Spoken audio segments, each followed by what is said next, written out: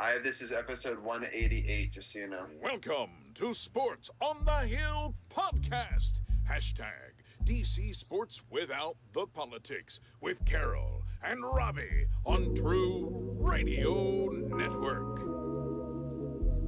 Thank you, gentlemen. Here's Sports on the Hill podcast.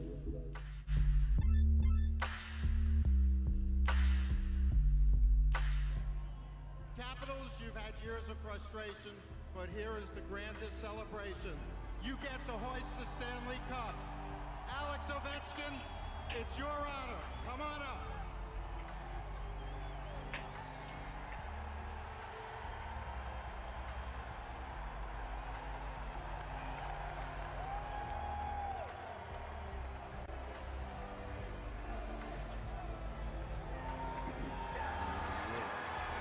I'm ready whenever you are.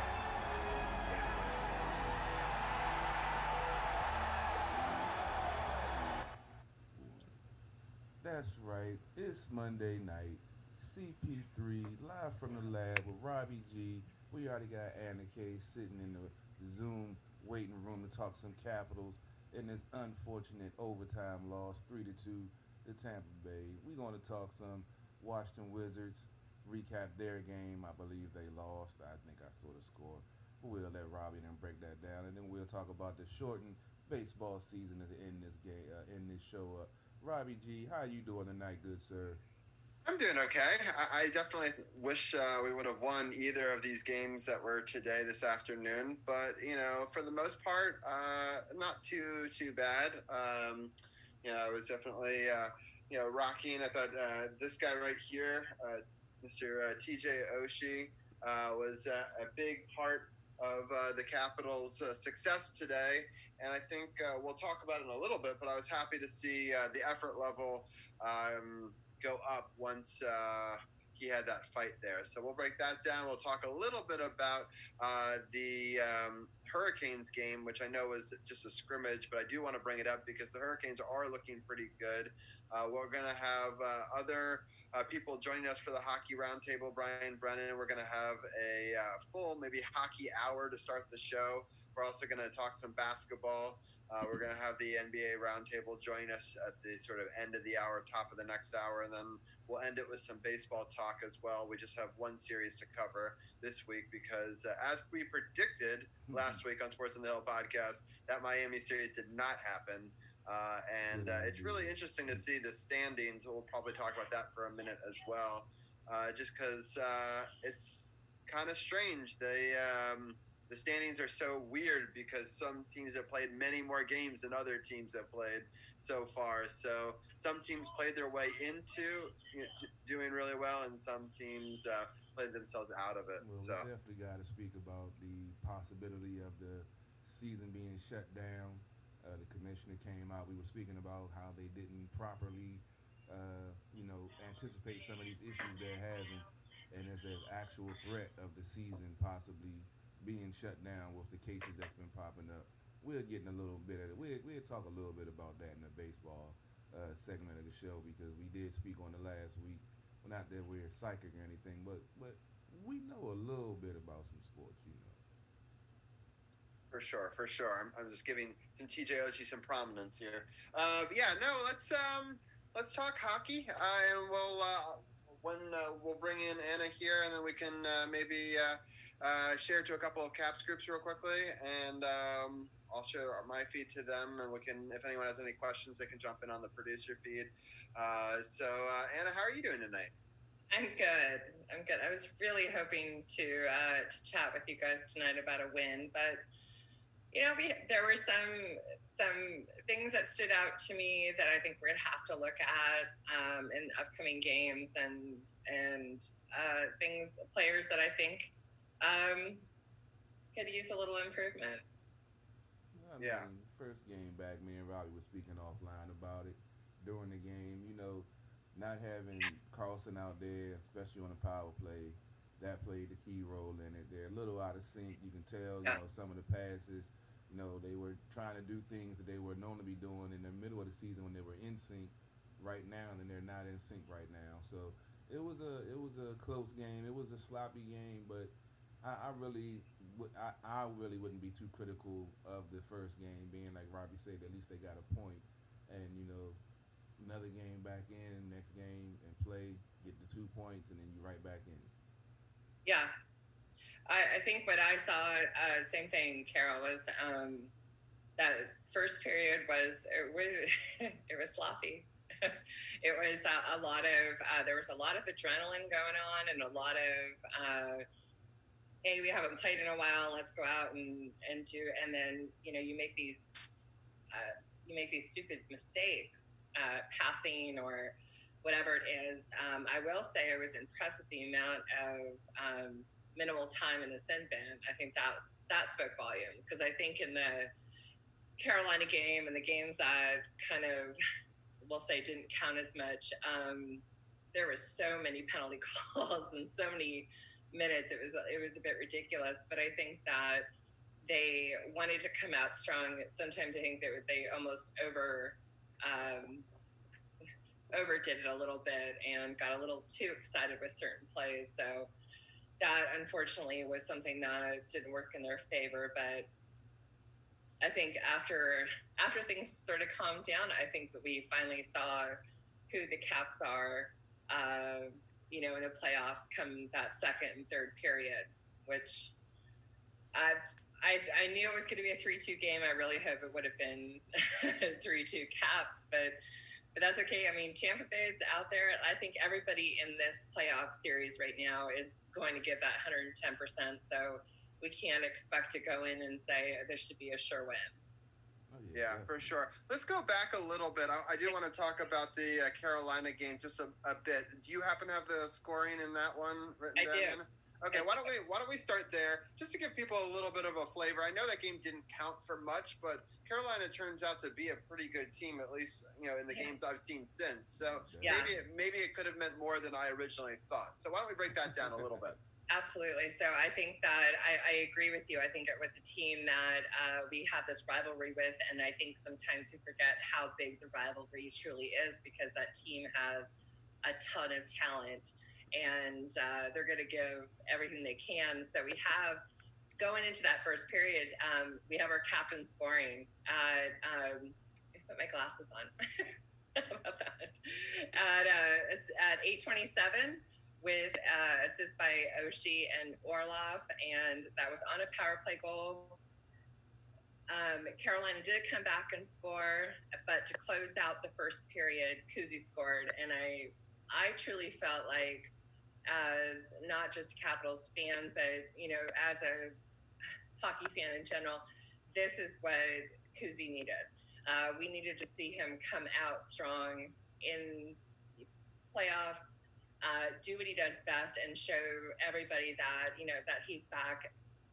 Put all the drama and everything from what happened in the off season behind him, and really just kind of see what he can do. And I thought he was fantastic in that first period. I don't know if did you both of you see it, or? I honestly didn't get a chance to catch it. I got to see some parts of it in the highlights, but Kuzi, since you spoke on Kuzi, I didn't feel like he would have a hangover from, the stuff in the early season. He with him, this team goes, and he knows that from that playoff run and the impressive, numbers that he put up and the impressive way that he played. So it's good to see him scoring, but what I saw today, even though they weren't as crisp, he was still on his game. He was back checking.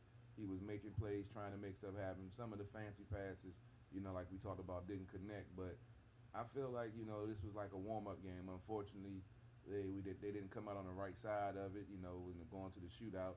Would have much rather it have been 3-on-3, like Robbie talked about, for like a whole 10 minutes. And, the winner, go from there. And then if you get a winner, then you go to the shootout, give them a little bit more time, especially with this new formula for the playoffs and everything. But yeah, Kuzi definitely looked good out there today, but I didn't catch the Carolina. Sorry to go off on that tangent. Robbie, what about you? Right. No, it's. I was really happy with the compete level in that Carolina game. That was the big thing. That was a takeaway for me, because I was wondering, what sort of level will we get from that, especially because we have that sort of scrimmage and then this round robin, which means something for seeding, but maybe not as much as some of these elimination tournament style games.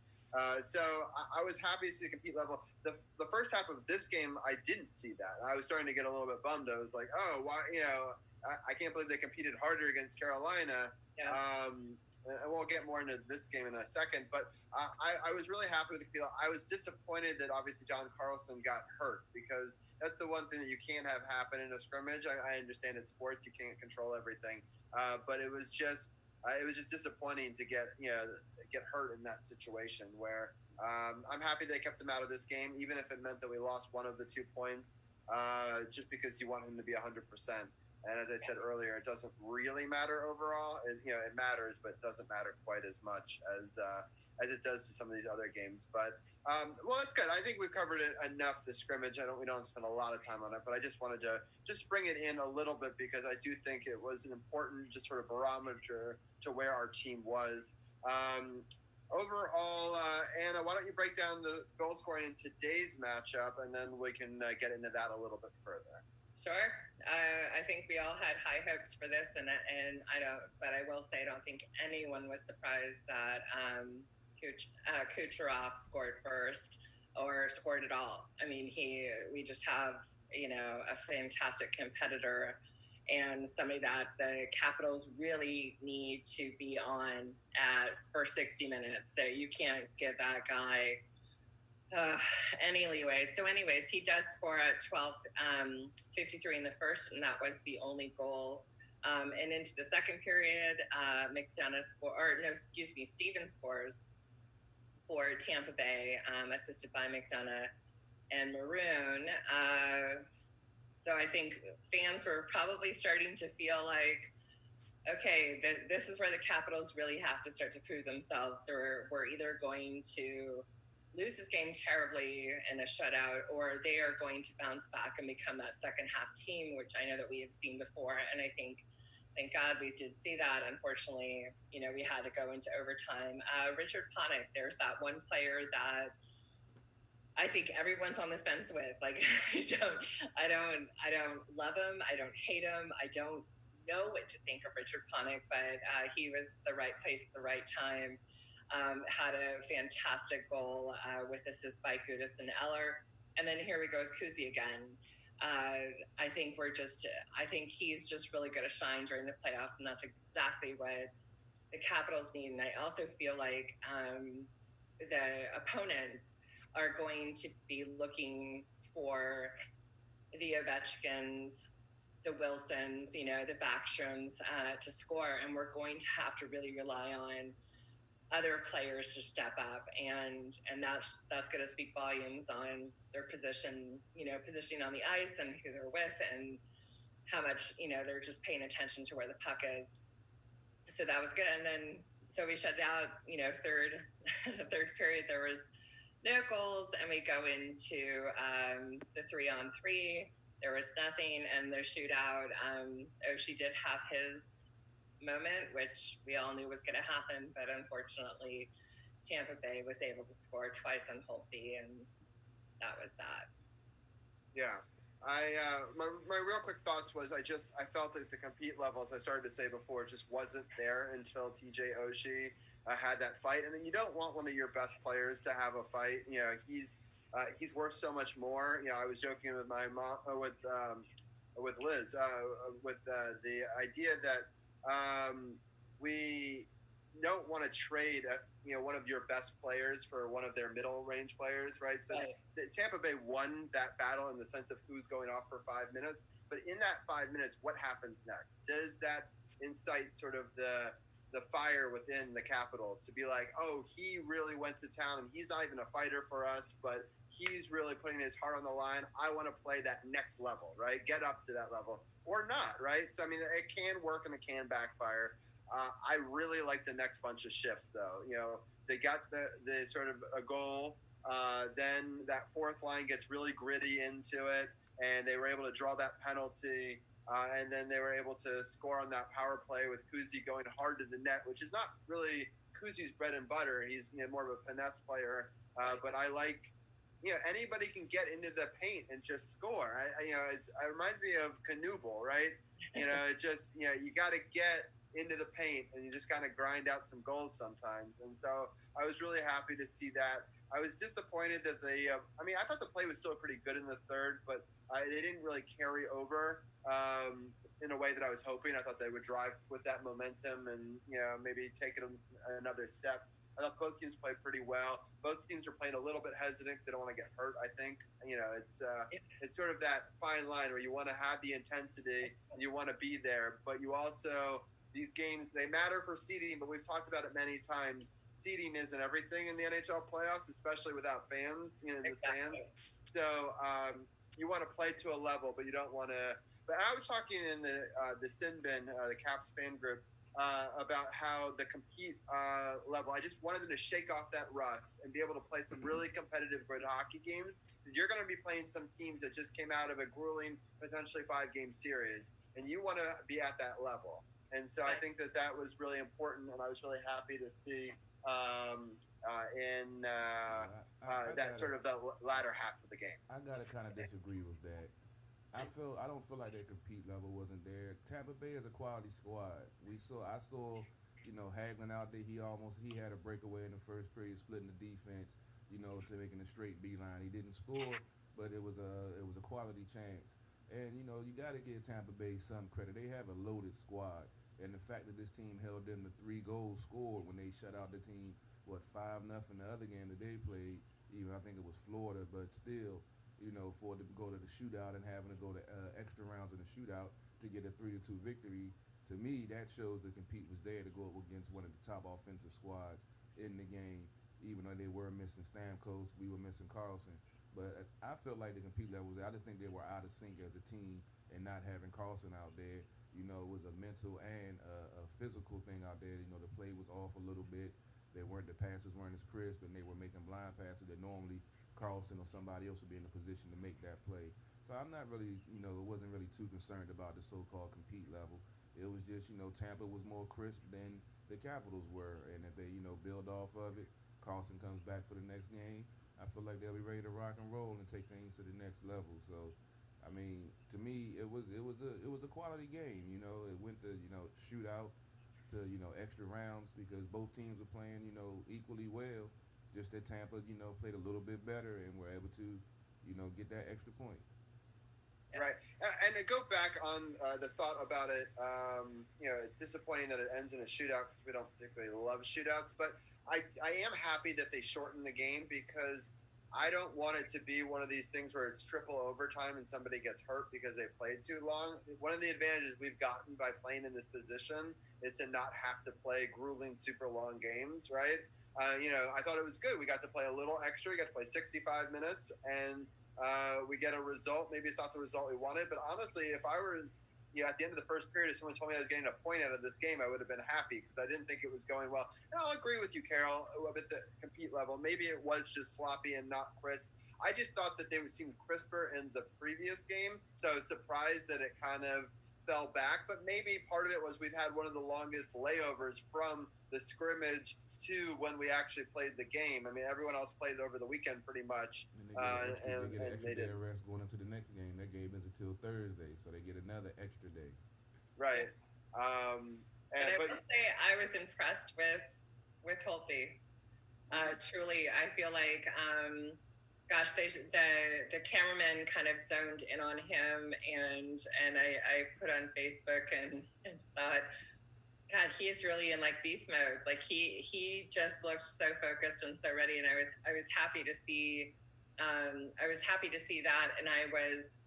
Without Carlson, you always want to know that the next person who's going to come up is going to be giving it their all, and I felt like I was hesitant with Gudas. I'll have to admit, I felt like I was on the fence with how he was going to do. But I thought he did well. I thought he was exactly where he needed to be. He played aggressively. He had, some moments that I thought, that's what we needed to see from him. To say, okay, good on you. Like, way to go, 33. I mean, with Gudis, it's not really a question mark for me. Being the vet that he is, and some of the teams that he's played for, he's one person I wouldn't have a concern about. I mean, offensively, you're not going to get anything, out of him, but you're going to get solid defensive plays and quality zone presence, and get the puck out of there as quickly as possible. 3 things that the defenseman has to do, and I feel like he does those in all facets. I wouldn't even really think. I was just more concerned that Carlson wasn't there than more concerned about Gudis being in there. Yeah, that makes sense. Yeah, I thought the whole team played pretty well in general, and I agree with you, Carol, that Tampa Bay is a really good team. I kept on looking at that roster, and more players kept on coming over. I'm like, man, this team is stacked. I forgot they even have Shattenkirk, right? Like, Shattenkirk's probably one of their worst defenders, but the fact that he can, be in, I assume, the bottom of their 6 is still a really good defender to have there, right? I don't actually know where he's slated in the defensive core, but regardless, they just kept on having players that kept on coming over. I'm like, oh my god, they don't stop, right? So, I thought that was a really good first test for our team, and to come out of it with a point. And as Carol was saying earlier, if we can get a win in the next 2 games, and some other teams can sort of knock each other around, we could be right there. And the reality is, we were the 3rd place team coming into this, right? So if we get 1st or 2nd, that's fantastic. If we fall to 4th, it's not that big of a fall, right? But we just want to have good competition and just be prepared for the teams that are coming next. I mean, absolutely. As we all recall on that championship run, they won every series, closed them out on the road. So when you go on the road, especially in the playoffs, it simplifies things. The guys are more focused. They don't have any distractions, and it's like a business trip, just like you want to treat it. You go out there to handle your business. And that's why I really don't care where they finish in the top 4. As long as they playing Capitals hockey, they can win the whole damn thing. Sounds good. All right, well, let's I think we've talked about as much as we can about one game. So I think we should talk about the NHL as a whole. So we're going to bring in our next guest here, Brian Brennan, who talks part of our NHL Roundtable. How are you doing tonight, Brian? Hey, what's going on, everybody? How's it going? What's hey, going Brian. on, Brian? Good to have you in the building, man. Yeah. Always good to be here. All right. So I know it's going to be a tough subject. We're going to start it off with your team, and then since we talked about our team first, and then from there we'll talk about the rest of the NHL. So there's Rangers series. I really thought the Rangers Carolina series would be a bit closer than it's been so far. And I will put the stat out there, hopefully to jinx it in your case, that in a 5-game series, teams up 2-0 are 55-1 in the history of the NHL. So the only other time it's ever happened is a New York team, the Islanders, doing it over the Capitals in 1986. So I'm hoping, and since the late 80s, there haven't been 5-game series. So it's been a long time. And so I'm hoping that you guys can make a series of this. What have you seen in the first 2 games against the Hurricanes? Well, I thought this was going to be a really good matchup for the Rangers going into it. As I said last week, I thought that they had a good grasp on Carolina. They had beaten them every single time they had played in the regular season this year. But honestly, I underestimated how good Carolina was. They've got a lot of really good players. Sebastian Aho's been killing it. Svechnikov, I think is his name. He scored a hat trick today. And the Rangers have they're just not playing their best hockey. In the first game of the series, they had 7 power plays. They didn't score on any of them. They actually scored a shorthanded goal, but they didn't score a power play goal, which was crazy in the first game. The first game was much closer than this one. Honestly, Carolina pretty much dominated this game. They scored this second game. They scored 2 goals in a minute and 11-second span to make it 3-1 in the second period. And then they scored a put-away goal in the third period. It just hasn't been good. Henrik Lundqvist started in goal for the Rangers. That was the big question going into the series. Who was going to be starting in goal? The rookie Igor Shesterkin is not even dressing for this series. So it's crazy. But Lundqvist I honestly have to say, Lundqvist is doing all he can. He's been as good as he possibly can be at this point. He was really good in game 1, less good today. But it is frustrating, to know that I really don't think there's much of a chance for a comeback. I think Carolina's really looking good. They they showed why they went to the Eastern Conference Finals last year. So I'm not too optimistic for a comeback, but we'll see what happens. Anything can happen in a best of 5. Do you think, I mean, there's a very short turnaround until your game 3, which is actually tomorrow, if you're checking us out live, or Tuesday if you're not. But that short turnaround can be good because you've got the fire and the anger and the back's against the wall. It can also be difficult because you'll be tired, obviously. What are your thoughts in a game 3? I know you don't think they're going to come back overall in the series, but do you think the Rangers take a couple here and make it a long series, or do you think that it's done tomorrow? I mean, if it's anything like the first 2 games have been, the Carolina Hurricanes are going to sweep this series. I really have not been optimistic from what I've seen from the Rangers at all. And they're without Jesper Foss, who's been one of their best players all season. He actually got injured in a hit in game 1 from his former teammate, Brady Shea. It wasn't like anything malicious or anything, but it was interesting to see a former teammate injure a current Ranger. I thought that was crazy. But, I think that's costing the Rangers as well. I don't think there's much hope going into game 3, but we'll see what happens. I think they are going to start Lundqvist in game 3. I don't think they have any reason to go to Shesterkin at this point, or Georgiev. So I think it's going to be. I think the Carolina's going to close it out, but if the Rangers can force it, I think the furthest this is going to go is 4, because I really think Carolina's playing red hot hockey right now. Yeah. All right, one last question about the Rangers. So I don't know, why was the goalie out and sitting out, the goalie that's been so good all season for you?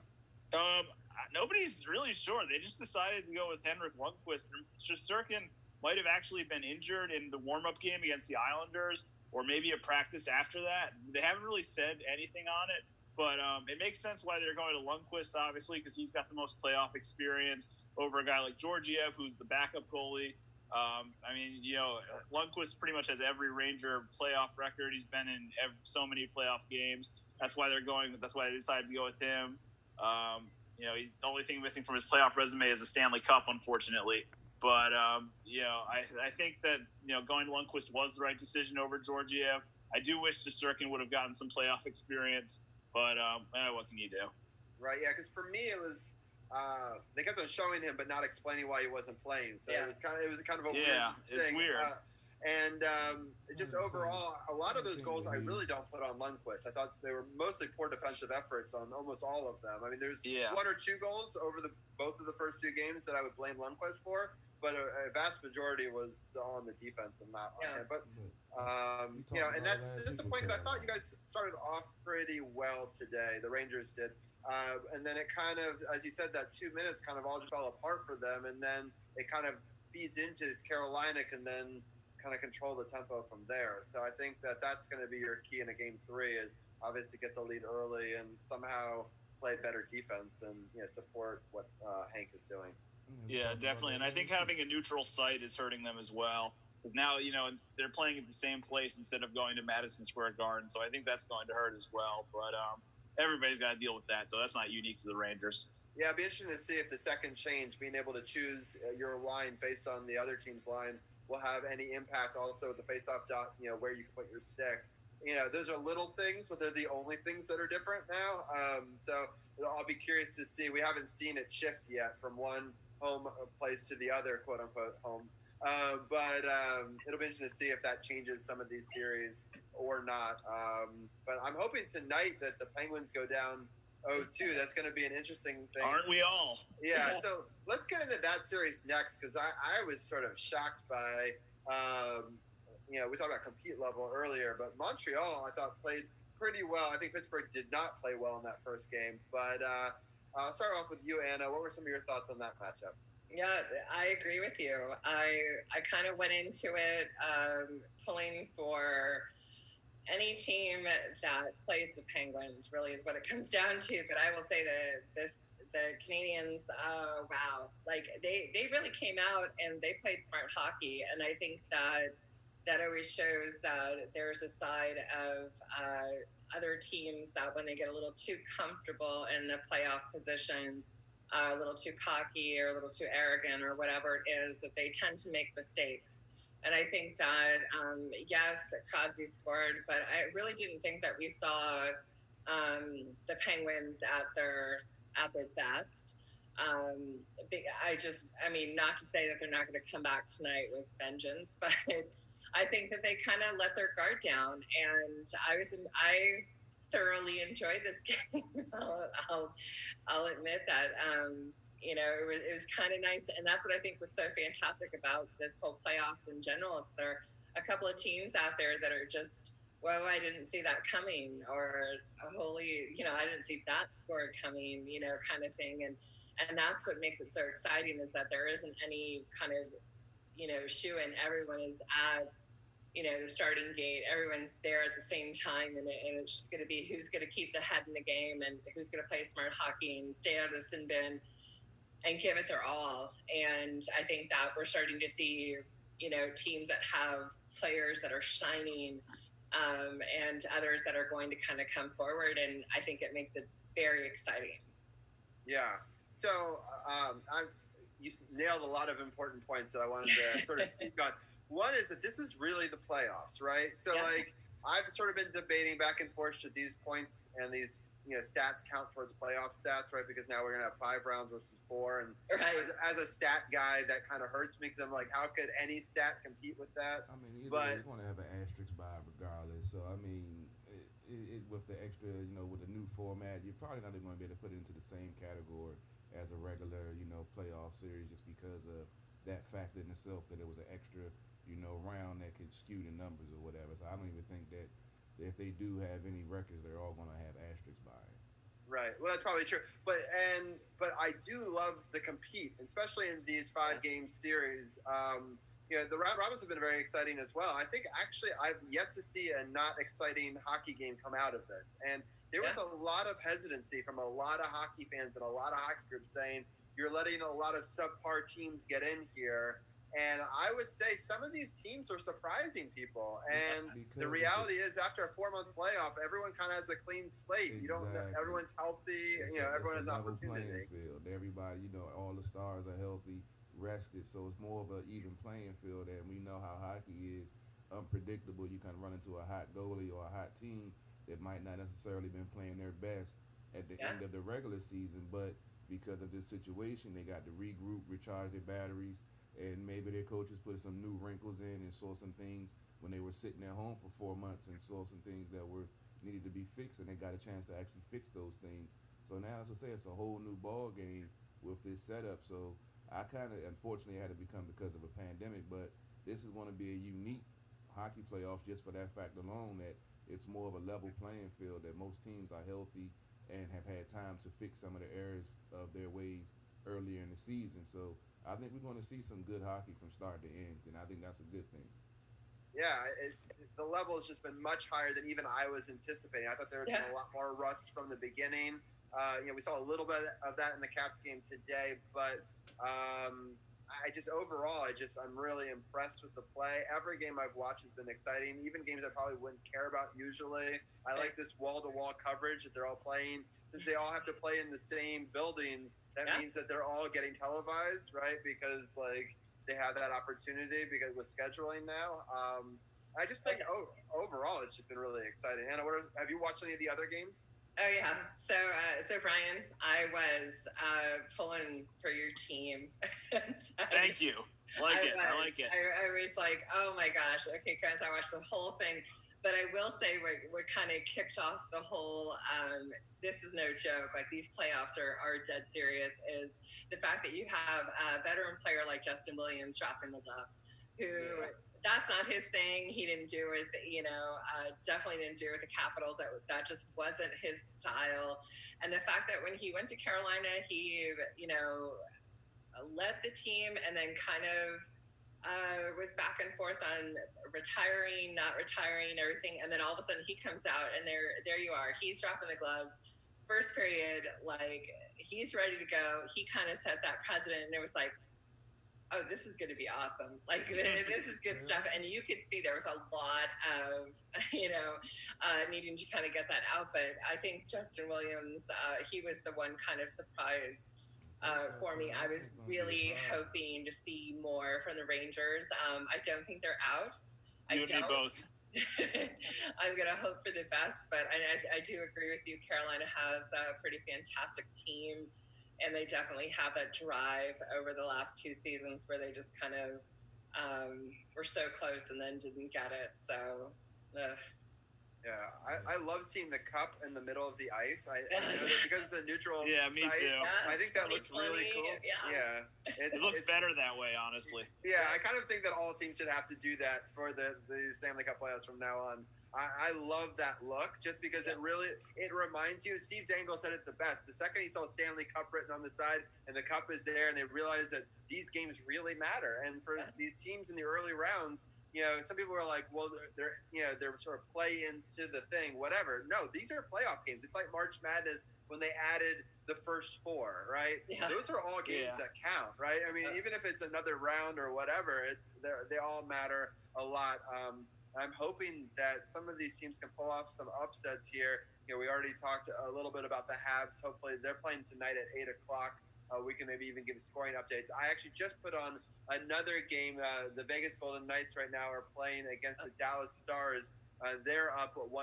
So this is their first game. Because we talked about how the Caps had their first game today. The only teams that had not played other than the Caps and Tampa Bay are these two right here. So Vegas is up 1-0 at home. And it's 16-15 left in the second period in that game. So that one's right now on NHL Network and is also on NBC Sports until I believe that Penguins game is on a little bit later. So I don't know much about that series because it's happening right now. But the Islanders, Florida had one game and then they've had a couple of days off.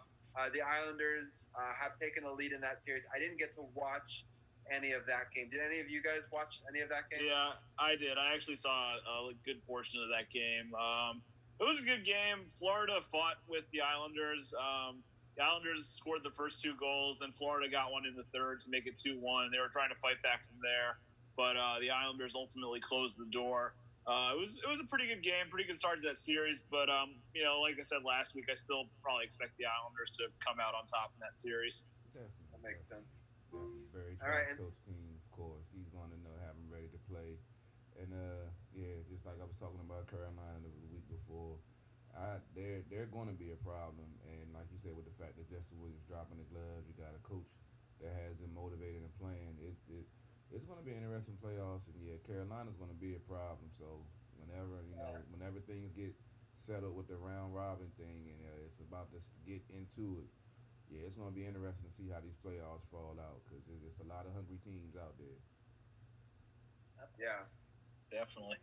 For sure. So the series that I'm really interested in, and I was watching, and I've already mentioned his name, Steve Dangle fan. I've always sort of loved his podcast style and his post-game shows, and I always wanted to do that. That was part of what inspired me to help create this show with Carol. That series is so interesting with Columbus, right? Because you got 2 teams that are just filled with playoff heartbreak over the last bunch of years. Now, Columbus did kind of break through last year, but both of them had been knocked out of first rounds so many times over the last couple of years. So some team doesn't get actually to be able to be part of the first regular round this year. And so it's going to be a really interesting battle. As we talked about last week, Tortorella is a great coach. And he gets teams up for games. And I thought that he had a really great game plan against Toronto. It's hard to beat Toronto. I know that technically it's not their home ice, but they've played in that rink so often. It's hard for me to believe that there isn't some inherent advantage just in being able to they have more practice in that arena than anybody. Knows how the boards bounce, all of that. And the fact that they were able to hold them down and be able to just put together a really respectable win. I was very impressed by Columbus. Did anybody else see any of that game or series so far? Unfortunately, I only saw highlights. I didn't see any of it, unfortunately, but it sounds awesome. Yeah. 2-0 win. That's get a shutout in the playoffs or start of the season. Restart is letting you know that they're ready, they're focused, and they're looking to play some hockey. So Yeah, Columbus, they have had a lot of first round heartbreak, especially when the Capitals run when they came back and won four straight over Columbus, which was beautiful. But I'm not really a Tortorella fan. I mean, he's a quality coach, but he's a tool, so I really don't give him too much credit. I just love when I remember the playoff series with the Rangers when he said, their fans were louder and the crowd was chanting, "We are louder," or "We can't hear you." I was loving every minute of that. They ran that dude about the building. That was beautiful. Right, right. That makes sense. So the other series, well, it's not really a series. It's the other round robin that happened yesterday. I was really surprised by the result of this game. I thought Boston played really well all season. I thought they were going to wipe the floor with Philly, but if people remember, Philly was coming on strong at the end of the season, and they were going to overtake us probably for the division at the rate it was going. And we only were able to beat them by a point or something, even though division championship doesn't really matter when you reseed based on this new rule. But I'm still happy to have it over them. And I just thought they kind of dominated Boston. I was kind of laughing because I was rooting against Boston on two of my TVs, both in basketball and in hockey. It's I was just really shocked by that result. Did any of you guys see any of that game? I did. Yeah, I saw a little bit of it. Yeah. So when it comes down to a Brad Marchand moment and having to hopefully see somebody take him out, I'm all for it. But no, I knew going into this particular Philly Boston match, this was going to be intense. This was going to be. Not dirty plays, but there were going to be a couple there, and it was going to be very, very physical. And I will say, Philly impressed me. They did not stop. They gave 60 minutes of hockey, physical, aggressive, and I felt like, I don't know if Boston was off because Tuukka Rask was out, and that kind of threw them for a loop a little bit. I mean, I think that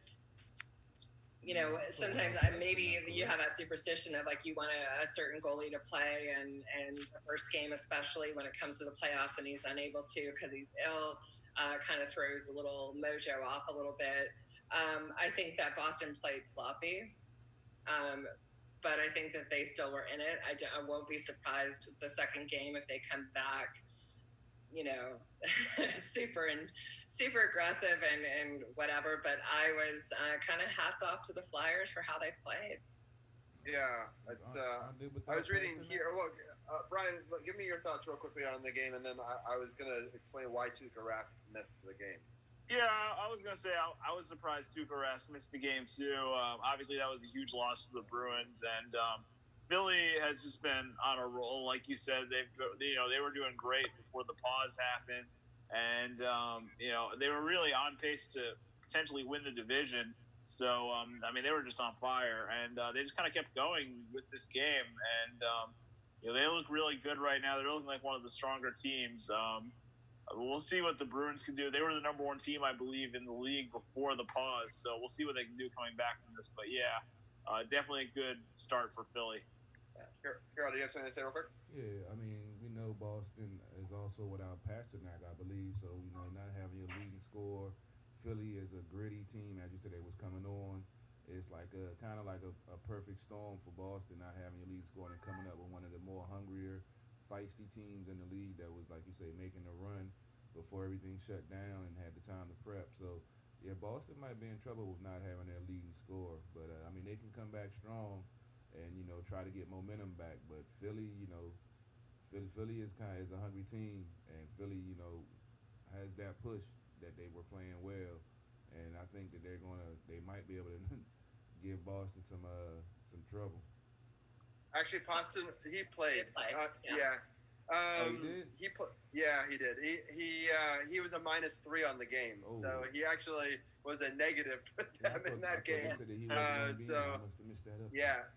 Yeah, Marchand was also a -2. So people were joking in Caps forums that their best players, their top line, was actually a detriment for them in this game.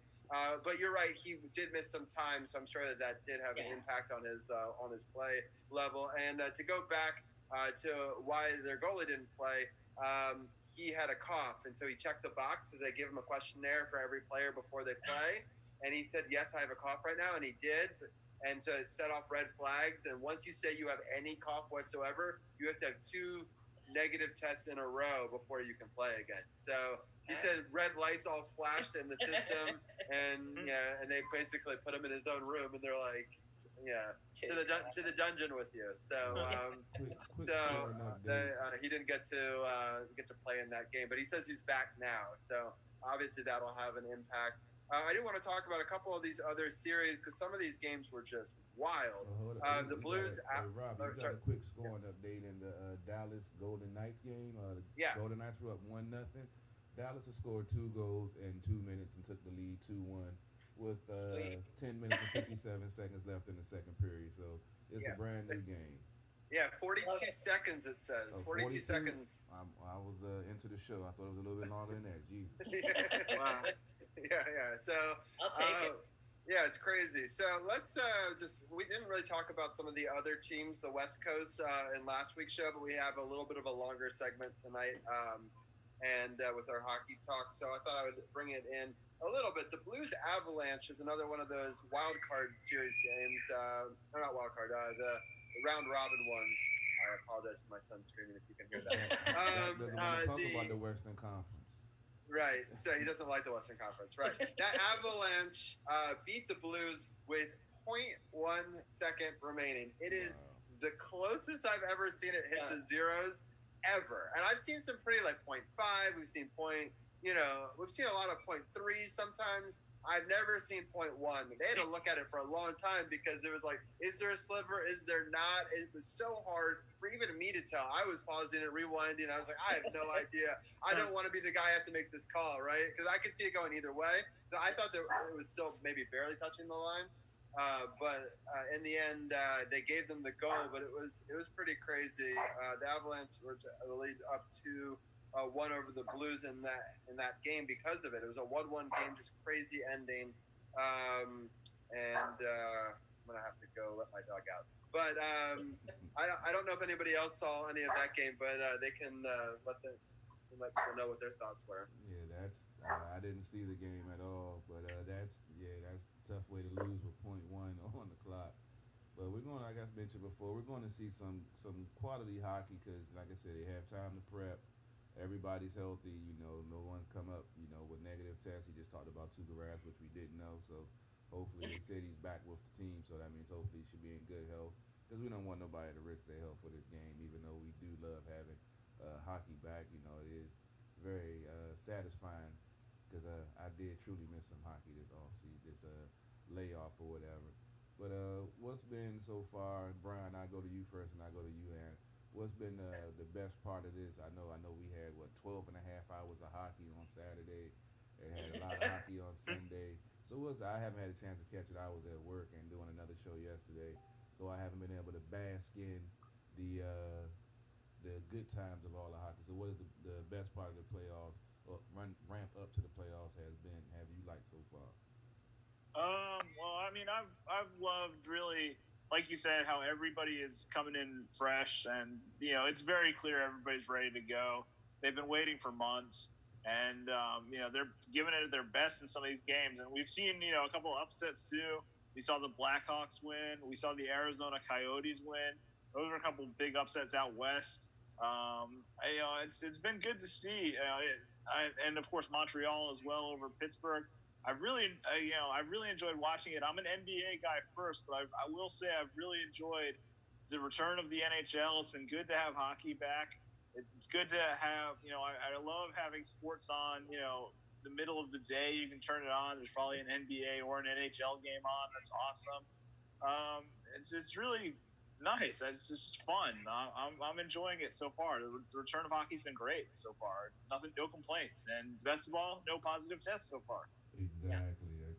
Anna, what do you say?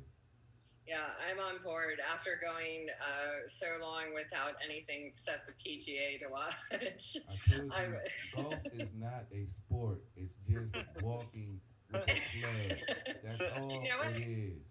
Carol, you say it's not a sport. Have you tried it? I can't even hit the ball off the tee, so I can't. I can't even attest. I tried. I went to the driving range. Because I could be wickedly competitive at a mini golf, but on actual like a golf course, I find it infuriating. So I admire their skill. We'll just leave it at that. But I am so glad to have hockey back, and I will say I agree. Like I think that the players. I will say hats off to the NHL for the bubble. I mean, it has been exactly what these players needed. It's, hey, I'm sorry that you have to be away from your family for 2 months, but they made it as comfortable as possible.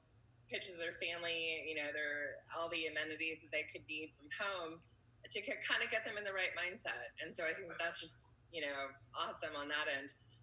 But I have been so impressed with watching teams that I don't usually watch coming out and given the 60 minutes of hockey.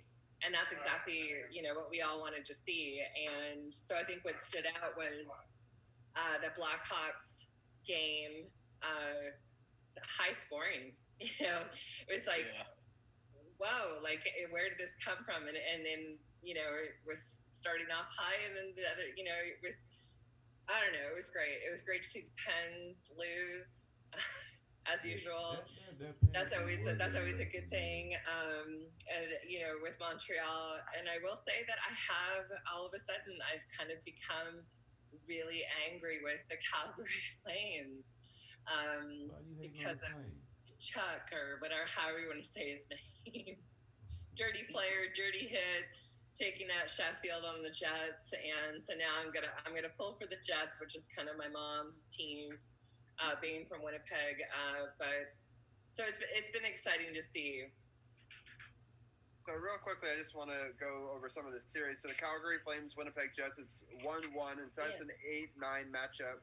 And the Chicago Edmonton one, I was shocked, especially because Edmonton again. So both teams, the only two teams that get to play in their own ranks, right, have lost their only game so far, which I thought was really interesting, especially because they were the higher seeded teams. Toronto just barely. It's an 8-9 matchup as well. But Edmonton's at the 5-12 matchup, right? So the 12 is, one of the two worst teams in the league. And Montreal, another 12, beat the Pittsburgh. So in both 5-12 matchups, you have an upset so far. So looking at it from like March Madness point of view, I thought that's kind of interesting. And then Arizona, also a lower seed, beating Nashville. They're up 1-0. And then Minnesota over Vancouver. They're also Minnesota's the lower seed in that one, and they put together a good game too. So some exciting stuff. Just taking a look at the games ahead. So I already mentioned that today there's still going to be a couple more games coming up. The Blackhawks play the Oilers again. That one's going to be at 10:30. The Penguins play the Canadiens in their game 2. That's at 8 o'clock. Dallas Stars are on the power play now. They're still up 2-1 with 8:15 left in the second period. And then starting tomorrow, Panthers, Islanders, Coyotes, Predators, Blue Jacks, Maple Leafs, Flames, Jets, Hurricanes, Rangers, and Wild and Canucks will all be playing again. So just a huge slate of games. But going forward, I just want to point out the Capitals games just because the round robin format. So again, Tampa Bay is going to play Boston on a little bit of a shorter rest. So nobody in the round robin tomorrow. Round robin comes back on Wednesday with Tampa Bay versus Boston. So that'll be an exciting matchup just because those two teams hate each other. And then August 6th, the next day on Thursday, you have the Caps versus the Flyers, and those two teams hate each other. So that'll be a bloodbath as well. Be ready for that game. And then August 7th, there's another day off. And then August 8th, we play the Bruins. So it's a little bit of a shorter turnaround for the Capitals. First time they will have played, just with only 1 day rest in between. And then the last one in that round-robin format, Philly will play the Lightning on August 9th. And then August 10th, which is next week's show, nobody plays. So all of the best-of-5 series will be over. All of the round-robin series will be over. And next week we're going to do a preview show for the next round where we can recap how some of these series all went and preview we'll finally know how the bracket will be set and we'll be able to preview that, since that'll be the only day off of hockey, and it'll be right back to the grind from then on.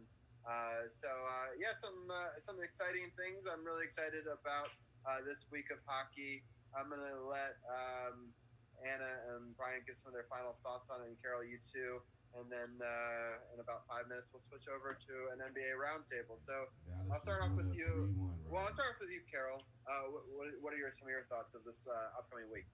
Oh, it's definitely going to be interesting to see the way this falls out. And Dallas just went up 3-1 on Vegas, just going again.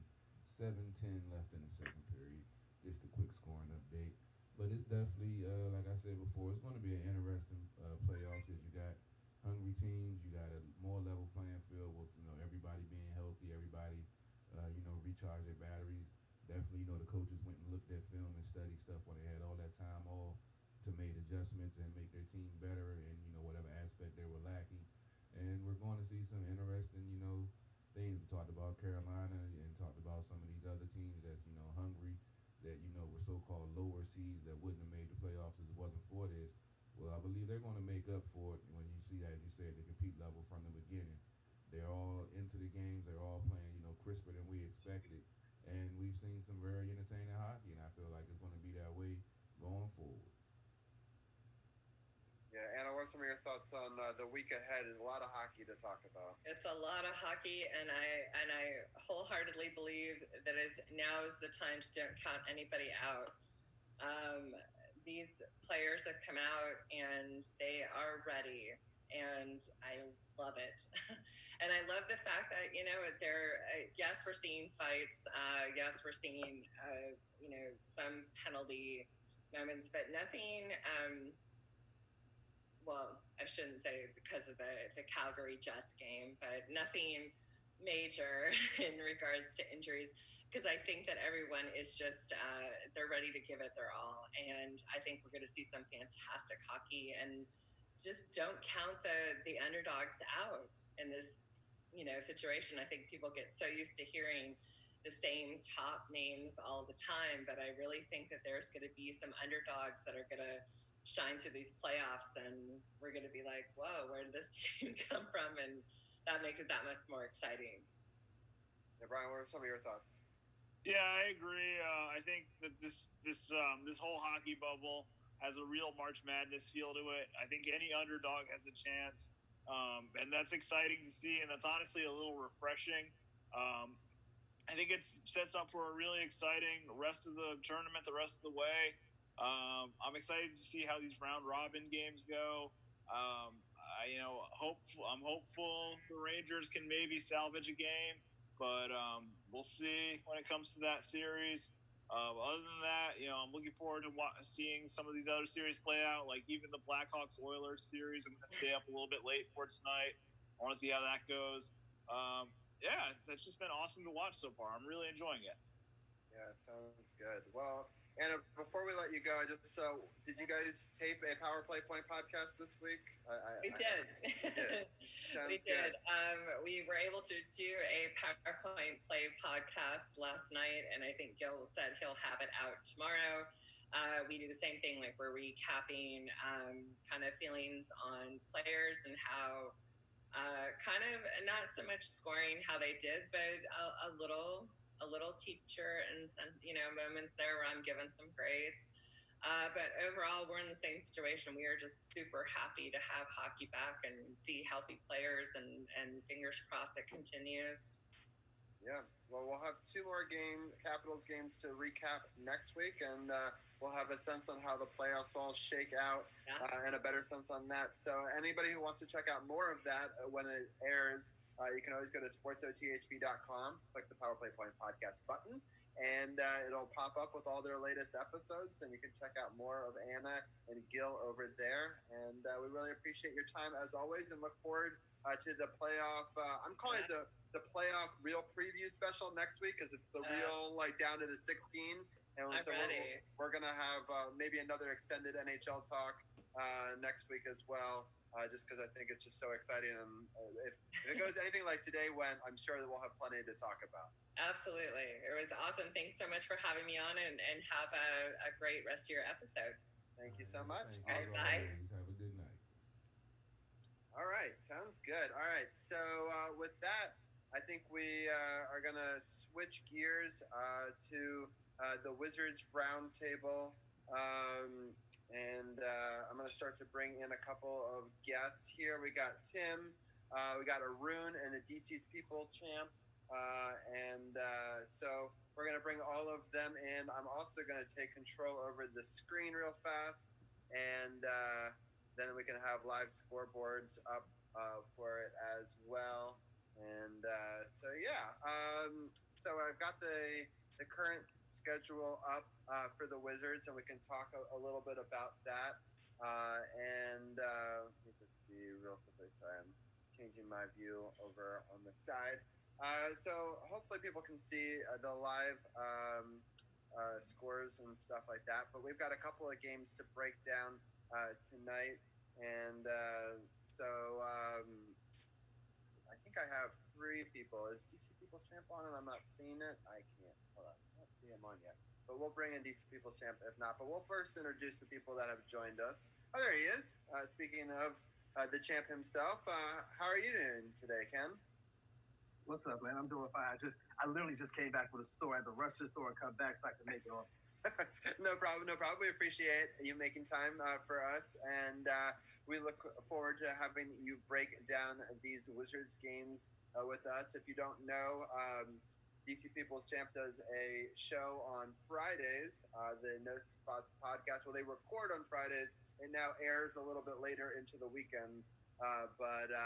They can check it out, No Spots Podcasts, on Facebook and all the different podcast platforms as well. And they cover the wrestling that we don't get to cover on this show, but they really break it down great. And we always enjoy his NBA coverage as well. And we also have Tim Clark joining us again for the 5th season, talking Wizards basketball with us. And we also have Arun joining us, our statistician and just our overall general Wizard stats guy. And so we appreciate having the whole team with us tonight. We're just going to just dive right into it. We're going to break down these games real quick, and then we're going to talk about the NBA overall and your thoughts on how this sort of return to play has gone. But let's break down some of these Wizards games first. So the first one we're going to do is this Phoenix Suns Washington Wizards game. And then we'll break down the Brooklyn Nets Wizards game, and then we'll end out with the Indiana Pacers one that was just completed not that long ago. But let's start off with the Phoenix Suns one. I'll break down the scoring first, and then I'll get each of your opinions on that game. It started off well, or decently enough, but the Phoenix Suns did score an awful lot in that first quarter. I was happy to see the Wizards could put up 31. Scoring has been a question mark without some of their stars. But to allow 38 points in the first quarter does not help. And then in the second quarter, they allowed 29. The Wizards only put up 21. They were able to make a bit of a game with it. Coming back in the third, they outscored the Suns 29-22. But then the Suns kind of ran away with it a little bit, outscoring them 36-31 in the fourth for a final score of 125-112. The leading scorer for the Wizards was Rui Hachimura with 21 points and 8 rebounds. Thomas Bryant had 10 points, 7 rebounds. And overall, Jerome Robinson also put up 20 points for the Wizards, but they could not hold the Suns down. Devin Booker had a game with 27. On DeAndre Ayton, 24 points. Yeah, and they had scoring from all around. It wasn't necessarily they basically had a bunch of players in double digits as well. So I'll start off with Ken. Ken, what were some of your thoughts on this Suns-Wizards matchup?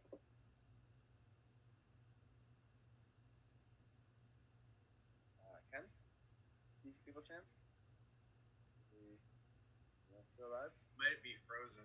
Yeah, he looks like he's frozen, so I don't know. Maybe he needs to jump back in. I don't know what happened there. All right, well, we're going to go to you, Tim. Tim, what are your thoughts on the Suns versus the Wizards? Well, I think the Wizards clearly looked pretty sharp on offense, but as you mentioned, the defense was really bad, just like most of the year. And although Rui's stat line looked impressive by the end, he had some ugly moments, especially in the first half. So I think there was a lot of rust. And just looking at the box score, Ish Smith had the most shots on the team, which isn't he's not a bad shooter or anything, but a winning team probably doesn't have Ish Smith, the primary shooter. So I'm glad the young guys are getting the game experience, but you can tell every game is going to be a struggle, and they're going to struggle to be competitive with really any team in the bubble. Yeah, for sure. All right, I think we got People's Champ back. So what are some of your thoughts on the Suns versus the Wizards? It's been what I've been saying with this team for the last couple of seasons. It's all about defense, and the fact that they went down so much in the first quarter. It was one of those situations where you dug yourself a hole so deep, then you're trying to figure out how to climb out of it, and there you go. But it was good to see Rui Hachimura and Bryant really, play pretty well. You want that from the young guys and everything like that. So, but all in all, like again, and it's been the story for at least these first three games. It's all about playing defense, getting stopped, and taking advantage of your possession and not giving them away. I agree. I'll go to Brian. You next. What were some of your thoughts on this first matchup? Yeah, just pretty much everything the guys have already said. Defense was just awful in this game for the Wizards, and just kind of gave me a sense that, if this game was a struggle for the Wizards, pretty much every game in the bubble is going to be difficult for them. Good game from Rui and Thomas Bryant, but not nearly good, not nearly enough for the win. Phoenix had a much better team effort in this game. Really, it was honestly a pretty easy win for Phoenix overall. Not a good performance from the Wizards. Yeah, and Arun, the stats guy, what was your stats breakdown of this game? Pretty much that the Phoenix Suns, they took advantage by getting to the free throw line a lot in this game. I think the Wizards defense overall, they were giving effort. They were just like committing silly fouls on the perimeter. Suns had over 30 free throws in this one. And if you were picking like the top 10 starters like going into this game, Suns probably have the four best starters, including Mikal Bridges, Devin Booker, DeAndre Ayton, and Ricky Rubio. But it's just, if you're just going by this game only, and Phoenix, they actually probably are like a legitimate playoff team in the Eastern Conference. They actually beat the Dallas Mavericks after they beat the Wizards. So this was a tough game for the Wizards, and as everyone said, like all the games but were going to be tough for the Wizards to come away with a win. Yeah, for sure. All right, I think that we've talked about this game enough. Let's get into the next one, which for me was a must-win game, and it was a little bit disappointing because these are the games we talked about last week that are almost like two games in one. Like, this is the team you're trying to chase, and it's the only time you're playing one of the two teams you're chasing. And so, like, you needed to get this win if you're trying to make ground on some of these teams here. And I was disappointed. The Nets came out with a 24-21 first quarter. Then in the second quarter, the Wizards sort of stormed back a little bit, 33-30 to make it tied at halftime. And then the Wizards took a 2-point lead after the third, outscoring them 31-29. But then Brooklyn outscored them by 10 in the fourth, 35-25. And then they ended up winning by a score of the Brooklyn Nets did by a score of 118-110. The leading scorer was Thomas Bryant. He put up 30. Troy Brown put up 22. But for the Nets, their leading scorer was Karis LeVert. Is that how you pronounce it? LeVert? Right, yeah, you got it right. Yeah, and 34. And then Joe Harris scored 27. And Jarrett Allen scored 22. So to have three scorers, with 22 or more points, probably not going to win a whole lot of games in that scenario. I'm going to start off with Brian on this one. What are some of the thoughts on this matchup? Yeah, this was a must-win game, like you said, Robbie, for the Wizards to have any playoff chance. The Nets are, like we said last week, not nearly the same roster that we saw them have at the start of the season. It's completely different. And, some people have said that it would be better for the Nets to miss the playoffs and get a better draft pick, which I believe get a draft pick at all, because they would have gotten a pick from the Timberwolves if they missed the playoffs. So some people were saying it would be better for the Nets to lose out. And Arun actually said yesterday when this game started that it looked like that's what the Nets were trying to do. But I believe actually the Wizards started this game on an 11-0 run or some really good start to this game. But ultimately, the defense failed them again.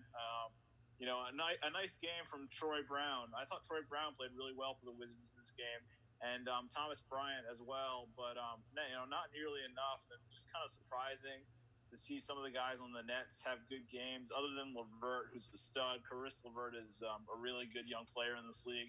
But this was pretty much a do or die game for the Wizards, and they pretty much died. It wasn't good at all. Not a good result for the Wizards, and probably ends their playoff chances at this point. Yeah, it's going to be a tough climb from here for sure. All right.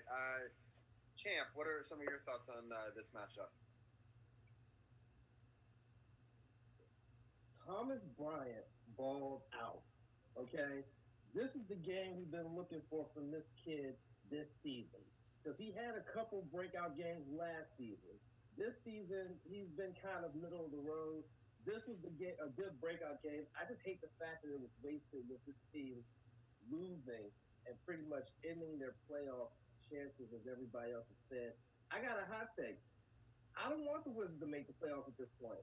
I want them to go into the off season so that when they come back next season, they'll have that dynamic backcourt of Beal and Wall, and then they'll have a great front court with Thomas Bryant and Rui Hachimura. And then that way they get a fresh start, everybody's healthy, and they go on a better run. I want them out now at this point. Yeah, that makes a lot of sense, actually. Tim, what are some of your thoughts on this matchup?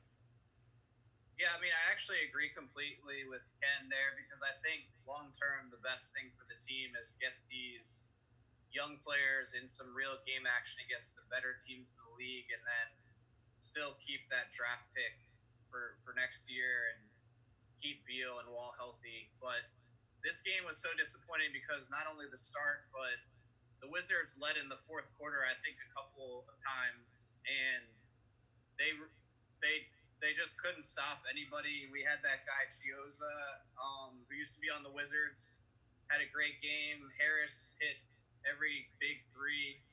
The Wizards are a terrible defensive team against good three-point shooters, and I really think if they won this game, they would have likely forced the playoff, and that's not going to happen now. So, you kind of circle this game before the schedule or when the schedule was released, and it was a big dud, and they had their opportunities. So, kind of disappointing, but they'll move on. Yeah, especially when you see someone like Orlando put up some big numbers in their games, because all these teams are fighting for these two spots, and Orlando seemed to show up to play, but they also, the Wizards are shorthanded here. It's a kind of a glorified summer league for them, and that's okay, because so far they haven't said what the other 8 teams are going to get to do that didn't make this, right? So they miss out on potential summer league where they get some of the younger players in the rotation. And that could end up hurting some of these other teams, especially if we don't know if the league is going to start on time or how next season is going to go, or whether they're going to go back to the bubble, which there's even some talk that they may do a bubble season or something, where they continue this idea if they can't do a regular NBA season. So it'd be interesting to see how much that those other 8 teams lose out by not being a part of this bubble. And so I agree with you all that, win or lose at this point, this is just valuable experience for all of them. Arun, what are some of your thoughts on some of the stats of this game? The Wizards, as everyone said, their defense wasn't great. Then, the 3 starters that really didn't show up were Rui, only 9 points after a pretty good offensive outing the last game. They were game planning to stop him. 4 points by Bonga. only 5 points by Napier, and Jerome Robinson was 4 of 12 from the field with only 12 points. And Karis LeVert had 34 points. He also had 34 points in the last game against the Wizards. Harris made the U.S. Olympic for the World Championship team for 3-point shooting, and the Wizards allowed him to shoot 7 threes, and he made 6 of them. Jared Allen had 22 points and 15 rebounds. So Thomas Bryant had a great game on the offensive end. He still needs to pick it up defensively. I think it's probably best in the long run that the Wizards get the draft pick because they have a 20% chance of getting in the top 4.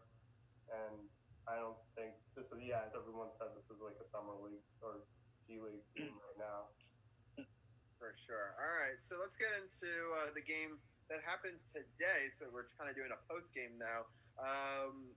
And it was an interesting matchup against the Indiana Pacers. The Wizards took a lead after the first quarter, 21-20. Indiana played a really good second quarter. They outscored them 36-26. The Wizards were playing well to start the third, and then they kind of fell off there. And in the end, the Pacers outscored them 34-21. The Wizards put together a pretty decent fourth quarter. They put up 32 points and only allowed 21. But at that point, it was too little too late. The Pacers ended up winning 111-100. It did get closer in some points in the fourth quarter, but I never really thought that the Wizards were going to come away with a victory, especially with how that third quarter went. Some of the leading scorers for the Pacers was T.J. Warren, and then Malcolm, is it Brogdon? Brogdon, yeah, he had scored 20. And for the Wizards, Thomas Bryant had another decent game. He put up 20, but nobody else broke the 20-point mark. A couple other players were in double digits, but it just wasn't enough scoring overall or enough defense, depending on how you want to look at it in my book. We're going to start off with Tim on this one. What are some of your thoughts on this matchup? I think it was another kind of disappointing game. I actually had big hopes for the German duo that the Wizards had going into this, I guess, tournament or whatever you want to call it, just because I had read that Bonga especially had been really dominant in practices, and he was one of the few players that was in a lot better shape after the COVID shutdown than before. And both him and Wagner have not played a lot of minutes and really not been very good. So that's disappointing, but hopefully we can count on them for next year. And acquiring them, before the season was a good move. But I mean, the Wizards hung tough in the first half. I think you even texted us and said the Wizards are actually closer than the Caps, and then pretty much it collapsed after that. But that did happen. So, mid-second quarter, they were more competitive than you thought. And Warren, again, probably the best back-to-back games of his career shooting. So who knew what, maybe he had a bunch of hydrochloroquine or whatever. But he's doing great. So, the Pacers are a good team, and Wizards just couldn't hang with them. Yeah. Champ, what are some of your thoughts on this matchup? That third quarter was so sloppy. I mean, between the turnovers, at one point, they had 10 turnovers that led to 20 Pacers points. That's not good at all. That means every turnover that you had turned into at least 2 points right there. So there's points lost right there. Then the fourth quarter came, and all of a sudden, they went on a 12-2 run. And I was like, okay, they could probably do this. But then, again, they got sloppy. They kept doing, it was too much pounding the pavement, pounding the rock, and not passing around, creating shots and creating opportunities. And it just led to them, against a team like this who was playing so well defensively, that was the problem. And again, I go back to my hot take I just said earlier. This is a wash. This is a wash. Maybe get a win or two, but this is a wash. They need to get fresh for next season. Yeah, Brian, what are some of your thoughts? Yeah, I didn't see any of this game, but T.J. Warren has been the hottest player in the bubble. He scored 50 points in his first game, and then today another 34-point effort against the Wizards. The third quarter sounds just like a terrible job by the Wizards. It sounds like it was sloppy from the start. Just another disappointing game. This is one, like you guys said, they could have pulled this one off. It was only an 11-point loss, but ultimately, the defense lets them down, and just another tough loss, and what'll probably be a series of tough losses. Yeah, I kind of expect us at this point to lose every game, but I hope that they're competitive and they can learn something for the future. Because looking at the schedule ahead, and we'll get to that in a second, it's a steep road for the Wizards to try to get back into this. They basically have to win out, hope for a lot of things to go their way, and they'll still just barely get within that 4-game threshold that they need to get. So for people who didn't follow from previous weeks, the Wizards' goal is to try to get within 4 games of whatever the AC team is. So it could either be Orlando or it could be the Nets. And I just don't see it happening. I was trying to calculate odds the other day. I was like, oh man, first of all, I thought they were already out of it initially. And then I was like, oh, there's a path, but it's very, very slim. And basically they'd have to win out and ultimately to try to have any reasonable chance at it. But I think I'm with a lot of you guys in the fact that just try to learn from this, use it as a growing experience. But before we sort of end this, Arun, did you have any thoughts on this matchup and any of the stats from this game? Just that Indiana's also without its 2 best players, Victor Oladipo and Sabonis, and they're 2 All-Stars, and they're still a much better team than the Wizards are right now. So nothing really that everyone said Warren was had for cash considerations this offseason, and now he's falling with the Pacers, and that's good for him. And it'll be interesting to see if the Pacers are fully healthy and maybe they can make a run at the Eastern Conference. Are those players that you mentioned, can they come back? Or are they in the bubble, or they're just not playing? Sabonis left. He was in the bubble. He left with a foot injury, and maybe he can come back. And Victor Oladipo, he's in the bubble. He just isn't playing right now, but he did play in a preseason game. Got it. Okay. Well, that is interesting. All right, so let's move away from the games that have happened, and we're going to pull up just the upcoming week. Let me just refresh this for a second.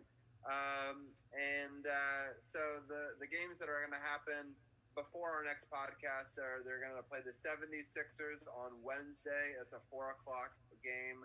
They play the New Orleans Pelicans at 8:00 on Friday, and then they play the Thunder at 12:30 on Sunday. So those will be some interesting matchups. And then the last 2 games that they will play, we can preview them next week, is the Bucks, which they had an interesting matchup last night. That will be on Tuesday. It's a 9 p.m. game. And the Celtics game is going to be on the following Thursday, but the time has been TBD right now for that one. I'm going to give each one of you a game real quick, and then I just don't want to give too much time to the upcoming schedule because I kind of think the Wizards are out of it already. And then I want to get each one of your guys' thoughts on a game or that you really have enjoyed in this NBA relaunch. Because I know there's been a bunch of great games, and so I thought that I'd give each one of you guys an opportunity to give your thoughts on that. I apologize for Zach being quite loud. So, Tim, I'm going to start with you. They're going to play the 76ers on Wednesday. What are some of your thoughts on that one? Well, the Wizards are going to be big underdogs. The 76ers are a playoff team, and their roster, especially their starting 5, is really strong. The one thing, though, with the 76ers, they've struggled the whole year to maximize the talent that they have. And I believe they lost their first game. I don't know if they've played a second game yet. But they just don't look kind of sharp. And, maybe – I guess they're losing, and they lost to the Pacers already. So, obviously you have to predict the Wizards' loss, but I think because the 76ers have problems gelling and playing together, they may take the Wizards lightly, and there's a small chance that the Wizards will win. And I think the Wizards' one of the best wins of the year, they already beat Philadelphia at home it feels like years ago, but only several months ago pre-COVID. So maybe we match up well against them and we can steal a victory here. But I wouldn't bet my house on it. Right. I'm going to give the next game to Brian here. They're going to play the Pelicans again Friday at 8 p.m. I'll pull up the Western Conference. So the Pelicans are in the 11th spot, so they're fighting for a spot. They're still closer to being able to trigger the playoffs. So obviously it's going to be a tough matchup. Brian, what are some of your thoughts again about the Pelicans? Yeah, the Pelicans have to win pretty much every game because they're in a tight tangle with the Spurs and the Trailblazers for that last playoff spot, and the Grizzlies as well, who currently have the 8th spot. So they have to win pretty much every game, and I think they'll probably win this game against the Wizards. The Pelicans, I believe, have lost their first 2 games in the bubble, but this is a game they should probably win. We'll see if Zion Williamson, his minutes have been carefully watched during the first couple games in the bubble, and that's probably cost the Pelicans a little bit to not have, the franchise cornerstone not out there in big moments. But I think they'll win this game at least against the Wizards. I think this is a good opportunity for the Pelicans to make up some ground in the Western Conference standings. Yeah, so up on the screen right now, I have that they're tied currently in the third quarter with about 5:25 left, at least according to Google, in a pretty close game with the Grizzlies, and they're pretty close in the standings as well. So it'll be interesting to see. They're pretty far away in the here, but I think that their wins are pretty close, right? Yeah, they're only 4 games separating them right now. So it'll be an interesting matchup for sure in that one. Then I'm going to give Ken the next matchup against the Thunder. 12:30 matchup there. And what are some of your thoughts on the Thunder and playing them? Well, I mean, the Thunder are currently a playoff team at this point in time. And anytime you play a team in the Western Conference in the top 8, it can almost be a certain loss. And the way this team is playing, because they don't have their cornerstones like Beal and Wall. They don't have David Bertans in that 3. We cut off there for a second. And Bonga. I think you're back. And Ish Smith can also start putting up good numbers, as well as play freaking defense. If they could do that, they can win this game and really put the Thunder on notice. Like, hey, you're not invincible here, and maybe just maybe give themselves a little bit of a spark going into the last 2 games. Yeah, for sure. And so, Arun, I'm going to let you just give your overall thoughts on the week ahead. Do you have any additional comments you'd like to make? Just for the Bucks game, the Wizards, theoretically, they have a chance because the Bucks should be resting their players, and the Bucks would maybe want the Nets to play the play-in games, but even that's a stretch because I think the Bucks don't really care if they play the Nets or the Wizards, and they should sweep either of those teams. But it is a possibility that the Wizards go against the Bucks without Giannis and maybe some of their other key players. But the Bucks have already blown out the Wizards without Giannis, and they beat them in overtime when Giannis fouled out of that game earlier in the season. So it's probably a loss, and I hope they don't make the playoffs at this point, but we'll see. Do you have any more thoughts on either the Sixers, Pelicans, or Thunder games before we switch segments? The Pelicans, I don't know. If they keep losing, they may not play Zion, because they lost their first 2 games. And if they lose to the Grizzlies, maybe they won't play Zion because they've already not playing him in crunch time in crucial games. So, but yeah, that should still be a loss for the Wizards. I'd probably take their entire starting 5 before I pick anyone on the Wizards right now. Right. So I think that'll end our Wizards talk part of this segment. We're just going to talk a little bit general NBA, and then we're going to get into some baseball talk after that. I'm going to let each one of you guys maybe talk about a game that you have watched. There's been so many great NBA games in the bubble. I've been really impressed. We talked in the first hour about how impressed I was with the compete level and the interesting games in the NHL tournament. I've been equally impressed by this NBA sort of almost more like March Madness feel style, just sort of everyone's together, and each additional game seems to have a little extra weight than a regular season didn't. I was talking to my dad. He hates the digital fans behind it. I don't particularly mind it, but it's interesting. And it's really interesting that ESPN has this complex that has so many different stadiums in it that they could do this. Because unlike hockey, where they only have 2 rings, they've been able to play in, I believe, 3 or 4 different stadiums in this one area. And so I thought it was kind of cool that they could have 3 games going potentially simultaneously and still all be a part of the bubble. I'm going to talk just quickly about that.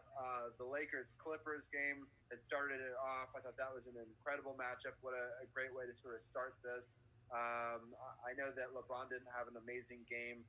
Kawhi kind of kept the Clippers in it at points, but I just thought overall, what a great way to sort of launch this. But there's been a lot of other really great matchups as well. So I'll let some of you guys talk about some of your favorites, and then I might bring up a couple of other games if they're not brought up as well. But let's start off with Tim. What other NBA matchups or games have you seen, or what are your thoughts on this NBA restart? Well, I'm glad you're letting me go first because I think I'm not the only one. But that Friday night crazy game, the Battle of Texas, Houston versus the Mavericks. That game had zero defense, but unlike a lot of Wizards games, I think players just made shots. There was really sharp offense. Dallas really blew it at the end of regulation. That's going to be a really tough loss for them, especially as they're fighting for seeding. But Luka had a great game. I think a triple-double. I might be wrong about that, but it was just an awesome overtime game. Tons of points, tons of one-on-one isolation play. But as a casual fan, it's great to see, like you said, that competitiveness. And I feel like the players in all the sports in the bubbles, they're probably really antsy and kind of frustrated with not having ladies around. And, they're taking out that competitive fire in the games, which is great. Yeah, sounds good. Yeah, that was a really great matchup. I agree. Brian, pick a game that you really liked so far. I really liked the Celtics Trailblazers game yesterday. I was bandwagoning. I've been bandwagoning the Trailblazers a little bit. So I'm a big fan of Lillard and CJ McCollum. And they were down big in this game. At one point, they were down 24 points. And they came back and actually took the lead several times on the Celtics. But really big games from Jaylen Brown and Jason Tatum were able to give the Celtics the win. This was really a fun back-and-forth game. It came down to the wire. I echo what Tim said about the game on Friday night, Rockets-Mavericks. That game was great, going to overtime and everything. And Lakers-Clippers to start it all off. Really, I think the play has been great. It's really been crisp. Everybody seems to be playing at 100%, like we said about the NHL earlier. And it's just great to see it. I think the virtual fans are kind of cool. I think it's kind of cool the way the NBA is doing it. I don't like the way they're doing it for baseball on the Fox broadcast, but overall, I like the way the NBA is doing it with the way they have virtual fans. They even had Paul Pierce was one of the virtual fans during the Celtics Trailblazers game yesterday. So I think the virtual fans are fine.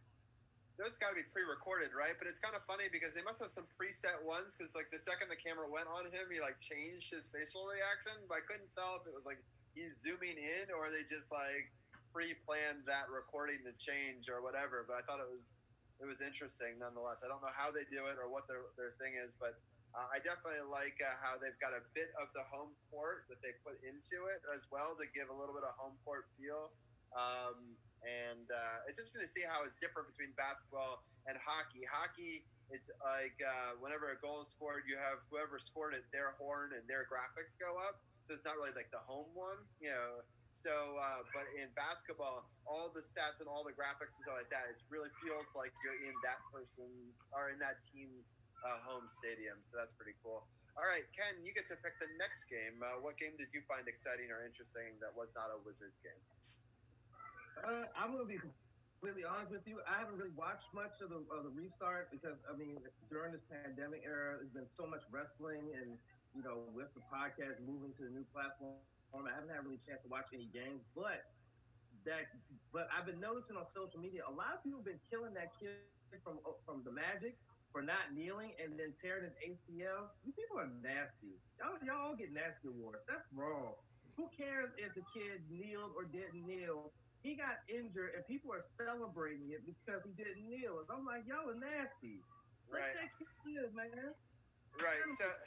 So I do have to say, it was interesting that his rationale was that Jesus said not to do it, and then like some divine injury happened. So I do think of, I don't want to say karma, but it's just weird, right? It is. I'm not going to ever root for anything like that. Obviously, it's a horrible thing, but it just the timing was very, very strange for sure. But it was strange. But I have been noticing some of the action, I will say, but I've been mostly paying attention to the Wizards just to see what they can do and see what kind of young nucleus they have. Right. Arun, have you checked out any other games or any other series you want to talk about?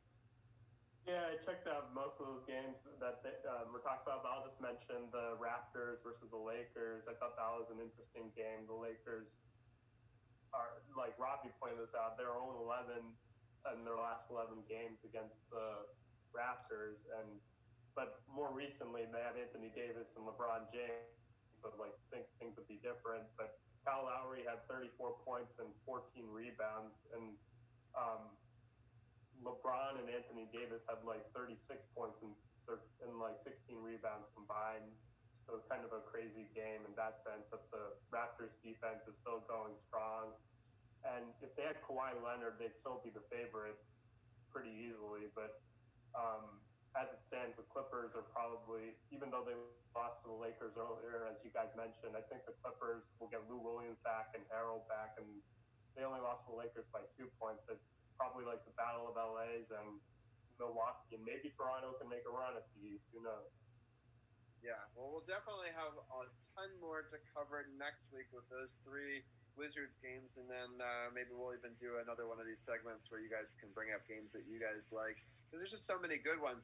I've just been flipping back and forth, and I've come across a bunch of good ones. I was trying to think of like yesterday, I saw a couple that were just really close. I think it was the Rockets game is what it was.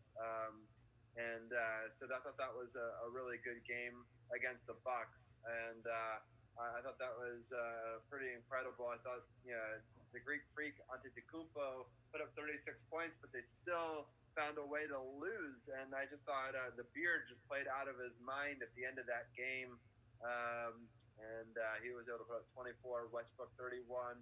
I think the Rockets will definitely be a team. Even though they're kind of middle of the pack in the West, they're still going to be a team that people are going to have to contend with.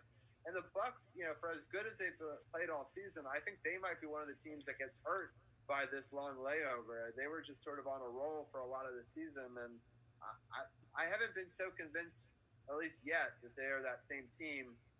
Obviously, they've had some injuries and some issues, but it'll be interesting to see if the Bucks, if this layoff really ends up hurting them. And we'll be able to talk more about that next week. I'm going to stop our screen share right there. I'm just trying to bring in a couple additional stats so that people can get some visuals while we're talking. And I really appreciate all of you guys for taking your time. I'm going to give each one of you guys a final segment, and then I'll let you guys go. I'm going to probably keep Brian for a second to talk baseball after this. But Tim, I'll start with you. Any final thoughts before we let you go? Yeah, I mean, I think it's great to have basketball and NHL and I guess baseball for a little while until they call it quits. It's been tough during coronavirus, so I think we're all just happy to have sports back in some format. And there's all the kind of political drama, but I think most importantly, we get to watch games all day, and I kind of love how it's like NCAA tournament format where it basically starts at noon and you get some kind of sports all day. So, if you're furloughed or whatever, at least you have something to do. And if you're working at home like us, it's a good way to ignore your email for a little bit. So I guess shout out to sports for putting money over everything else. Yeah, sounds good. Well, thank you so much for joining us, and we'll talk to you next week. Have a good one. And we'll then go to DC's People Champ. Let us know what's happening on the podcast and your final thoughts. Well, I'm currently checking out Raw right now while I'm talking, but this week we're going to talk about everything that happened this week, including AEW's Women's Tag Team Cup tournament that started tonight. They had 2 matches there, and I'm leaking this here. You're getting this here exclusively on Sports on Hill podcast. There's going to be a special podcast going to come out this weekend. It's going to be the first in a series of interview ones that I started to do now that I'm on this here new platform. So be on the lookout for that one. But of course, the regular podcast will be up Sunday. The interview podcast will most likely be up either Friday or Saturday. Sounds good. Well, I appreciate you as always being a part of this roundtable, and I look forward to that podcast coming out soon. Appreciate you. Later. All right, Arun, final thoughts before we let you go. I'm surprised just basically Beal hasn't been considered at all for an All-NBA third team. I'd rather have him over, probably Ben Simmons for sure this season, but I guess people are looking at, rebounds, and Simmons led up 53 points to TJ Warren, so he's not, he's a good defender, but I don't think he's, a game changer, but that's pretty much it. And I'm wearing my Gilbert Arenas jersey today, the gold ones that are not that light, but I'm still wearing that. So hopefully the Wizards are better in the future, and thanks for having me on. Yeah, I noticed that Gil Zero golden jersey that you're wearing, so I appreciate it. I also went with a throwback today with the 2001 playoffs for the Capitals. As you can see, they've got the Penguins versus the Caps. Unfortunately, that series did not go well. But anyway, I appreciate you joining us, and I look forward to talking more hoops next week. All right, so I think we're going to bring in back Carol, and cool. What's going on? I'm back. Had to do a little switch up on there after that extensive NBA coverage. Excuse me, appreciate the roundtable as always, breaking down everything and anything NBA. It's a lot of stuff going on. I wanted to mention the situation with Lou Brown. I forgot. I think it's Lou Williams. Lou Williams. I don't know where I got Lou Brown from, but yeah, with that whole situation with him leaving the bubble, was supposed to be like a family situation. He was supposed to be leaving for. He ended up going to an adult entertainment establishment, and it didn't come out until a picture on social media of him at the club taking a picture with a patron, and his excuse was he went for the wings. Now, I spoke about this yesterday showing at the bar radio, and I got, we went in detail of what kind of wings he was looking for. But what did you guys take about that real quick while we wrap up this NBA on him risking, his teammates and other NBA players to go get some wings and not say nothing until they came out on social media? To me, that was ridiculous. I like that Arun came back for this segment, so I'm gonna Arun, because he clearly has an opinion on this. I know Arun would. He's like, hold on, I can't leave on this, and I got to come back and touch on this. I got to come back for this. So, what are your thoughts on it? Well, the wings are named after Lou Williams, so maybe he did go back for the wings. But as Kenny Smith said, maybe he came back for some legs and thighs. Yeah, that's what I'm thinking also. Yeah, I knew Arun would have something way more clever than I was going to come up with, so that's why I'm happy you came back. I think it's hilarious, but obviously super risky, and I think it's also interesting that the NBA, and the NHL have had to make sure that people explicitly know that yes, we're in this bubble, you still need to wear a mask, and I think that probably came from this because it's there's other people coming in and out of the bubble even if they're not leaving. And so they still need to, take it seriously. And it's pretty ridiculous. And, I know we're going to switch to baseball, so it's going to be interesting to see what comes out of how did Miami get all those positive cases? Did they go to a bar or an interesting I was nightclub? going to say, that's the rumor. The rumor floating around is that the Marlins went to a strip club, and the rumor about the Cardinals is that they went to a casino. Right. So, Hold on. So who knows? When the Marlins got it, they were in Philly, right? They were in. No, they went to Atlanta. Atlanta. They went to Atlanta okay. before the season started. I was about to say, I could have swore they were coming back from Philly when they got They got quarantined in Philly, but they, I think, picked it up in Atlanta.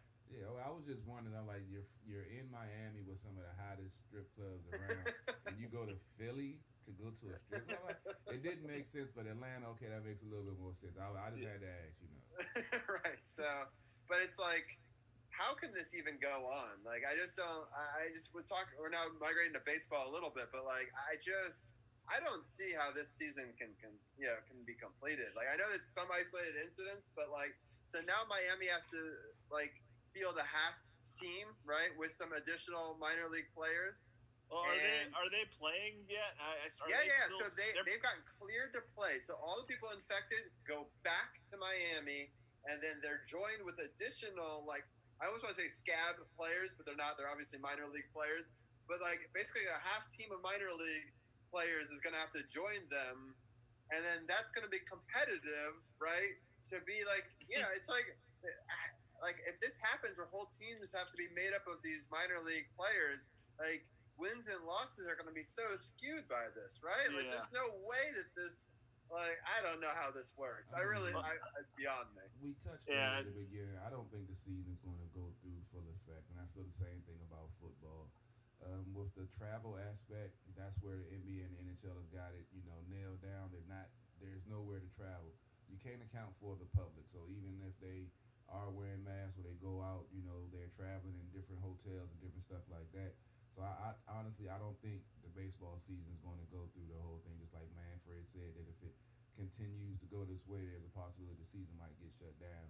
And I'm giving the NFL maybe 3 to 4 weeks that it try to do it. But I feel like with the travel aspect is the X factor, and I think that's when you're going to have a lot more cases, because these players are going to be interacting and coming in contact with different people in different places that might not be practicing the safe, cleaning up and keeping a mask on and doing all the proper protocols. So I think NHL and NBA have nailed it. Unfortunately, the MLB and the NFL have left some things to be desired in their treatment of this situation. To piggyback off that. Right, go ahead, Robbie. Go ahead. Well, I was going to say, like, the NFL, I think it's going to be even worse, right? Because, like, at least in the MLB, like, they're trying to keep it, central, all east, all east. So you can contain an outbreak of a couple of teams maybe that way somehow. But in the NFL, if you're, traveling cross country and all the divisions play each other, basically in 4 weeks, one team could touch, 16 teams, right? I mean, just in how they all play with each other in contract tracing and all that. So I just don't, and all the travel that has to happen for that, and also the physical play of it. At least in baseball, they're interacting a little bit at certain, tagging people out or whatever. But NFL, you're going to tell me you're not going to breathe on them? Like, you know what I mean? Like, they're right in each other's faces. They're sweating on each other. They're, they're grabbing each other's jerseys. Like, I don't see how any of that works. And I saw some helmets, they were fitting with masks to, that'll fit onto the helmet to help cover the guy's face. I've seen some of that. I'm not sure how many players are going to have it, if that's going to be everyone mandated. But I did, most of them wear gloves anyway when they play the game. So there's going to be a lot of, I guess, hand sanitizer and bleach on the sidelines, I guess, so they could keep everything as sterile as possible. But yeah, it's going to be interesting, especially with football, like you say, Robbie, with the physical contact on each and every play, sweating, sometimes blood. So I would hate to say it, but we might not see football this year. I would hate to say that. I definitely think they'll start, because there's too much money for them not to start it. But I don't think it'll end. In the champion, I don't see it going, 16, 17 weeks, whatever it is. And it's just.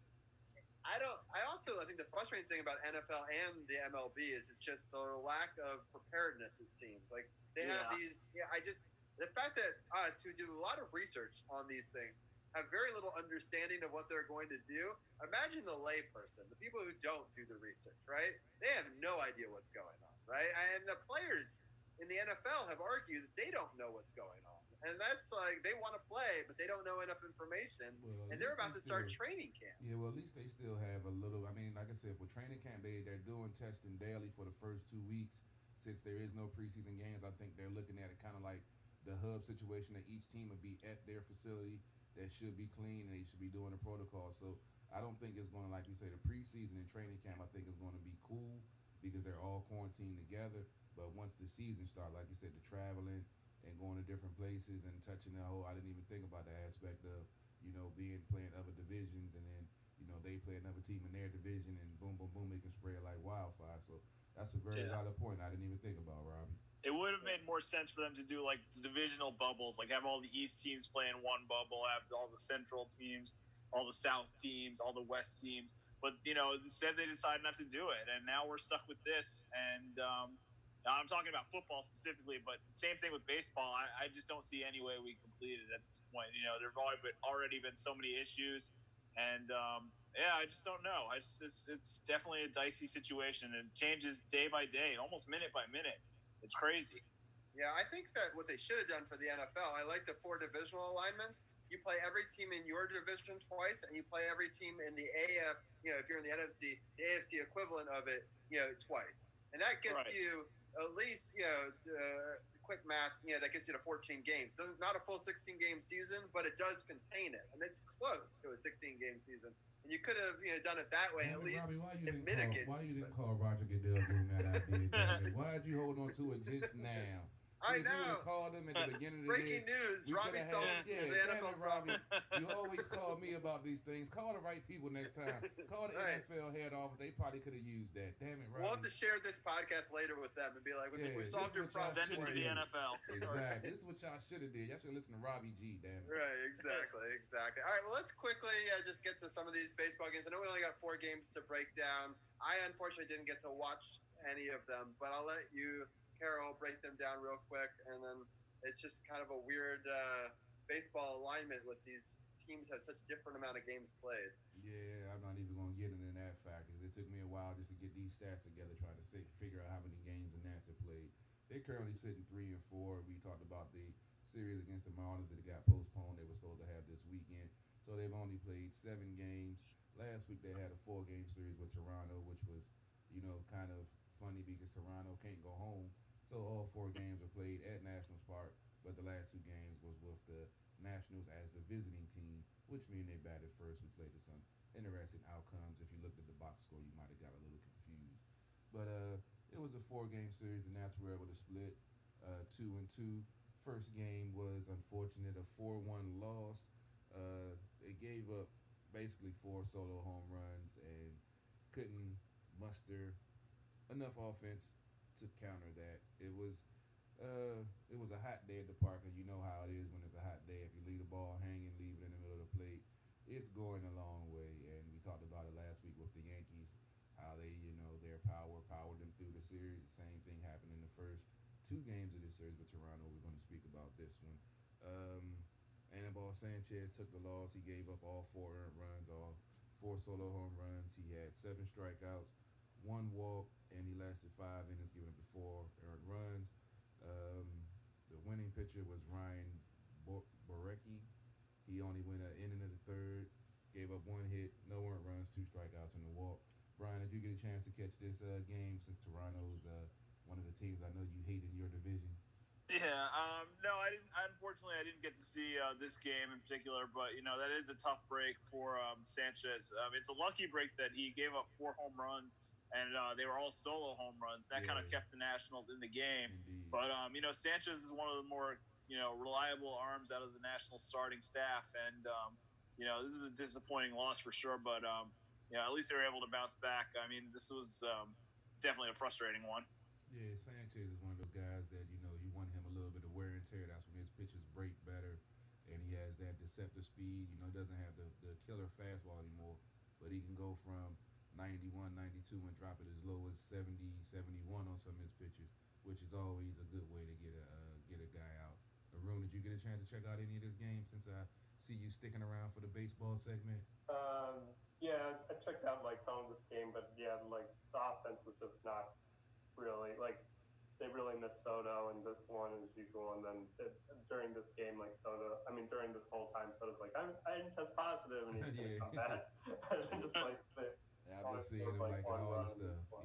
He can't wait to get back on the field. Just a quick update in the Penguins Montreal game. The Penguins are up 1-0, and there's a little fisticuff action going on right now. I didn't see what happened, but it's getting physical on the boards. And we didn't even talk about that dirty cross check that Sidney Crosby was doing in the crease that no one made him pay for. I just saw the replay. They just hit Crosby in the head.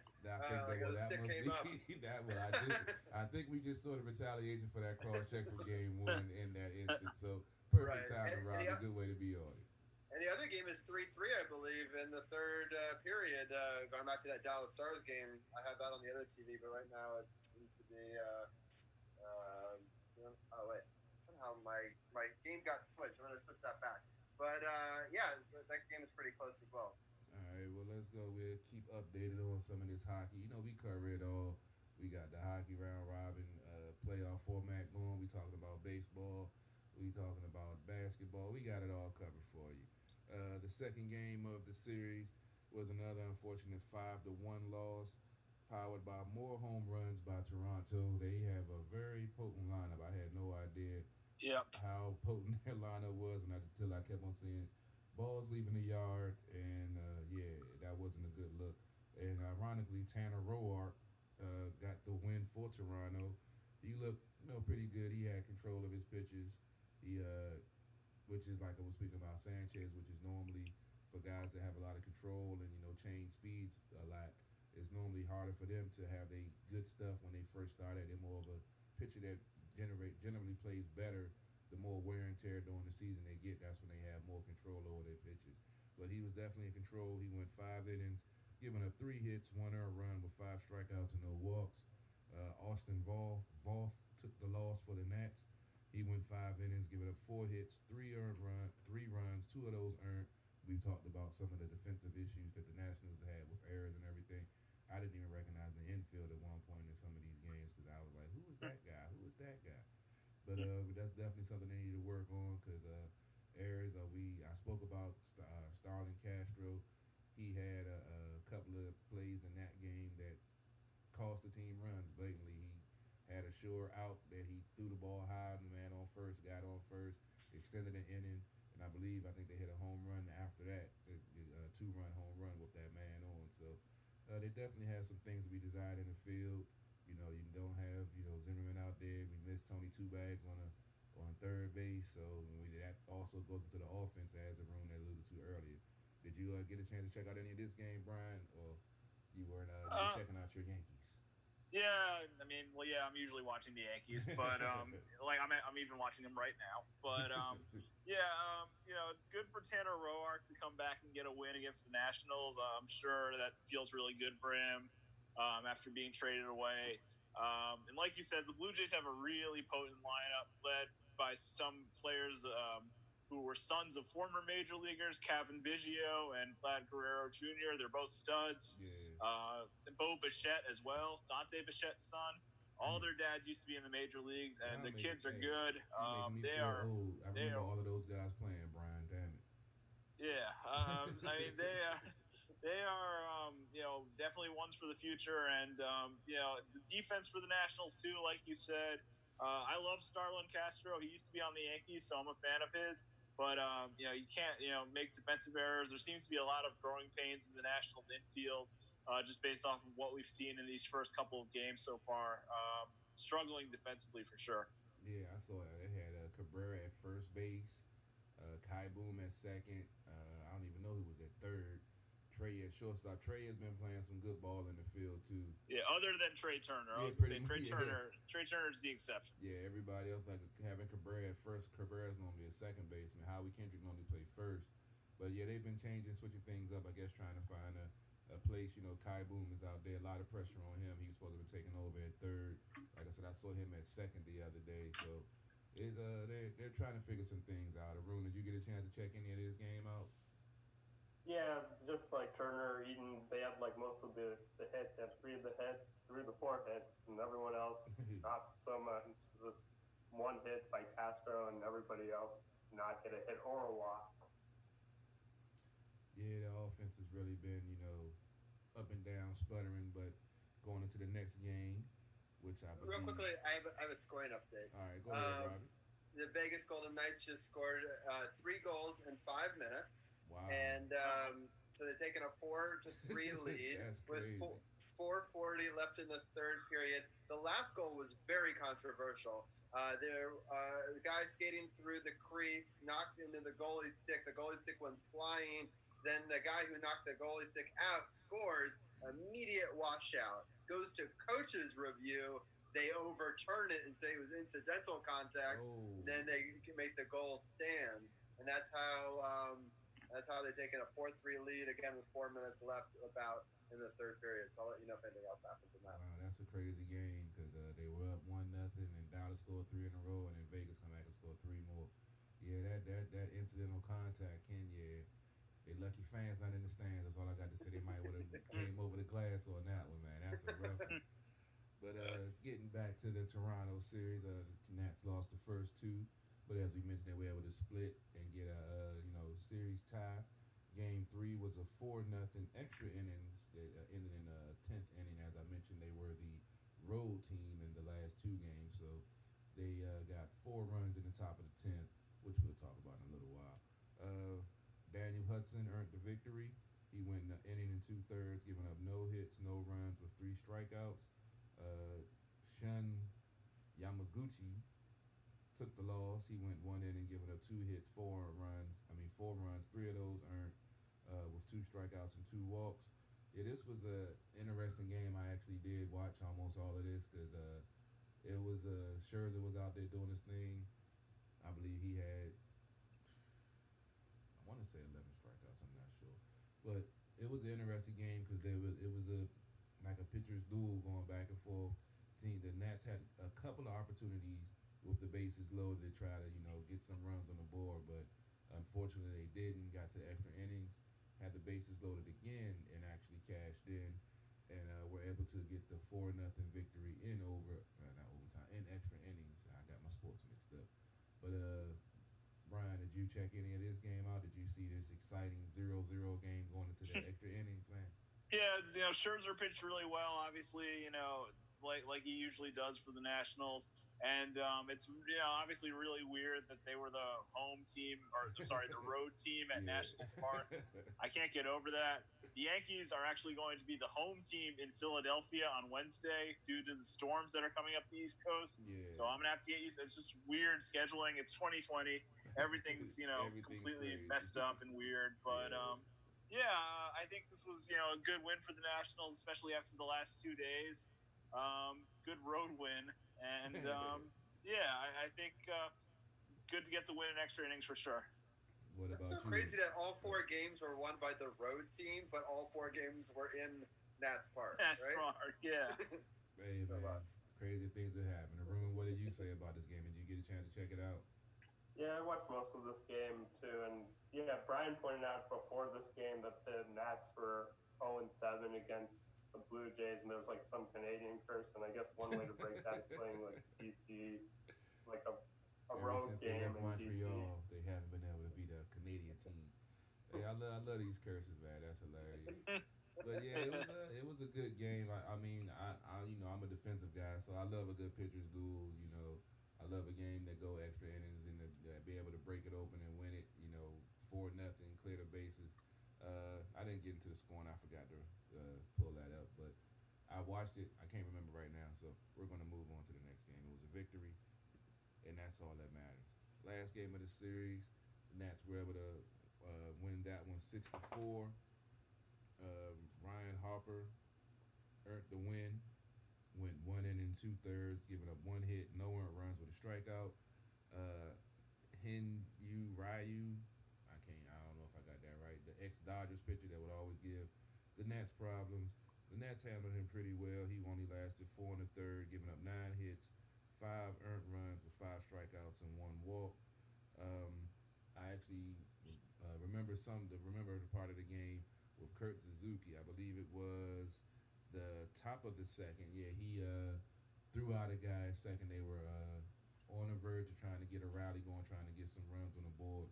Kurt Suzuki threw out the guy at second and the top of the second, and then came back and I believe got an RBI double in the bottom of the inning to help the Nats, fuel the offense. Well, the top of the inning, and they were on the road again. Trying to remember that, but that's what impressed me about Kurt. Just going back to the postseason, how well he played. Going through all the injuries and the stuff that he went through. And, it's always good to have those veterans. And I believe last year he didn't throw out one guy trying to steal until the World Series when he did it at crucial time, throwing out Altuve at third. And the fact that he already got his first put out during the regular season, that was cool to me. But, Roumd, we'll go to you first this time. Did you get a chance to check this game out? And what was your overall take of this 4-game series with them being able to get the split after losing the first two? Yeah, overall, these last 2 games was just timely pitching. The Blue Jays left some guys on base. They had runners on second with nobody out, and they didn't score. They played and then Castro really carried the Nationals in this one with 4 hits. Suzuki, yeah, he had that excellent throw out, and then he almost in the last out of the game, which was a strikeout, he bounced it to Cabrera on the strikeout throw out, which ended the game. Luckily, Cabrera caught it. Overall, good win for the Nats. No doubt. What about you, Brian?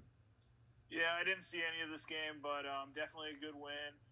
Sounds like the offense got a bunch of timely hits, especially Starlin Castro, and good timely pitching, and a good win to have against a young, hungry Toronto team. It's good to even bounce back after losing those first 2 games to win the next 2. I think is really good for the Nationals, who are trying. Every game matters in the season, so to win in games like that, I think is really important. Very true, Robbie. Did you get a chance to check out that last game or any of the series to get that tie? I didn't. I've been watching way too much NBA and NHL. I only got 2 TVs. But I do have a quick scoring update. They got an empty netter, so they ended up scoring 4 goals in a row. Wow. By William Karlsson. I also want to point out that Nate Schmidt got a goal and an assist in that third period. Former Nate. Capital. Yeah, Nate. Yeah. All right. Quick going forward, trying to look at this. Robert, you had a schedule up for this? I'm checking my app now. I didn't get a chance to get the schedule for the upcoming game. I have it, yeah. You want me to go through it? Go right ahead. See, that's why we make a good team, Robert. You are always a step ahead, baby. So, no problem. So it's a weird schedule. Over the next 12 games, we are playing the Mets 6 times, and we're playing the Orioles 6 times. Jeez. So it's very, very strange. I believe it goes. Hold on, it's Mets first, right? Yeah, it's Mets first, then Orioles, and then it flips back. So I'm pulling up the full schedule right now. Yeah, so it goes Mets for 2, Baltimore for 3, then Mets for 4, Baltimore for 3. Well, we need to be looking for a 12-0 record. Be playing those teams for 12. Yeah, so hopefully. Yeah. So the Baltimore's been playing pretty well lately. Yeah, they have. Yeah, me and Brian, we got beef about that Yankees Orioles game from last week where they. Yeah, we do. Yeah, that we're gonna talk about that after we talk about this Nats. A little controversial call. Controversial. That umpire was blind, man. Come on, man. Hey, man, it was a strike. It was a strike. He needs to go on strike after that call, damn it. Let's go ahead and go over these upcoming games for next week, Robbie. Yeah, so Jeffrey Mayer in the background. All right, so they play the Mets on Tuesday, August 4th at 7:05, and then Wednesday, August 5th, they play at 6:05, and then it's a Friday, Saturday, Sunday against Baltimore. So it's an interesting week because we didn't play today. We don't play Thursday. We didn't play 3 games this weekend. So you're missing 5 potential game days when they're trying to squeeze a huge season. So we're going to have these lulls right now, and then eventually there's going to be a lot of back-to-backs to make that up. Exactly. So anyway, so Baltimore 6:05 starts for Friday and Saturday, and then it's a 12:35 start on Sunday. It'll be interesting to see if this hurricane, as Brian was alluding to earlier, will have an effect on weather delays and stuff for any of these games. I thought I just got a weather alert that it was not a hurricane, but the second it hit North Carolina landfall, it became a hurricane again. Wow. So I thought that was kind of funny because it's the Hurricanes is their team. But anyway, that's a different sport. Where's the rim shot at? I've heard enough of the Carolina Hurricanes for a while. Yeah. Let's stop talking about them. I'm sorry. Let's just stop. Yeah, okay. So it's Mets in Baltimore, and then I'm going to let you guys get into your debate before we get out of here. All right, that was a winnable game. I'm not saying they're going to go 12-0, but they should at least, make some noise as long as it doesn't get postponed and nobody gets, sick or anything. They should have I say 4-2. So we have 5 games this week, and then 7 of those are next week. But but it's just weird that it's those teams back to back again and again. I say they should go 4-1 out of the 5 games next week. What do you say, Arun? Arun? Can you hear me? Yeah, I think I'm curious what you guys think about the Cespedes.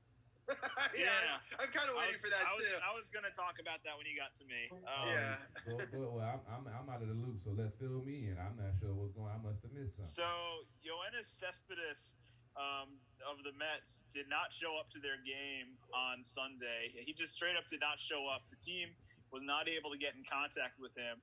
And then eventually later in the game, they announced that he's opting out for the season. Oh, boy.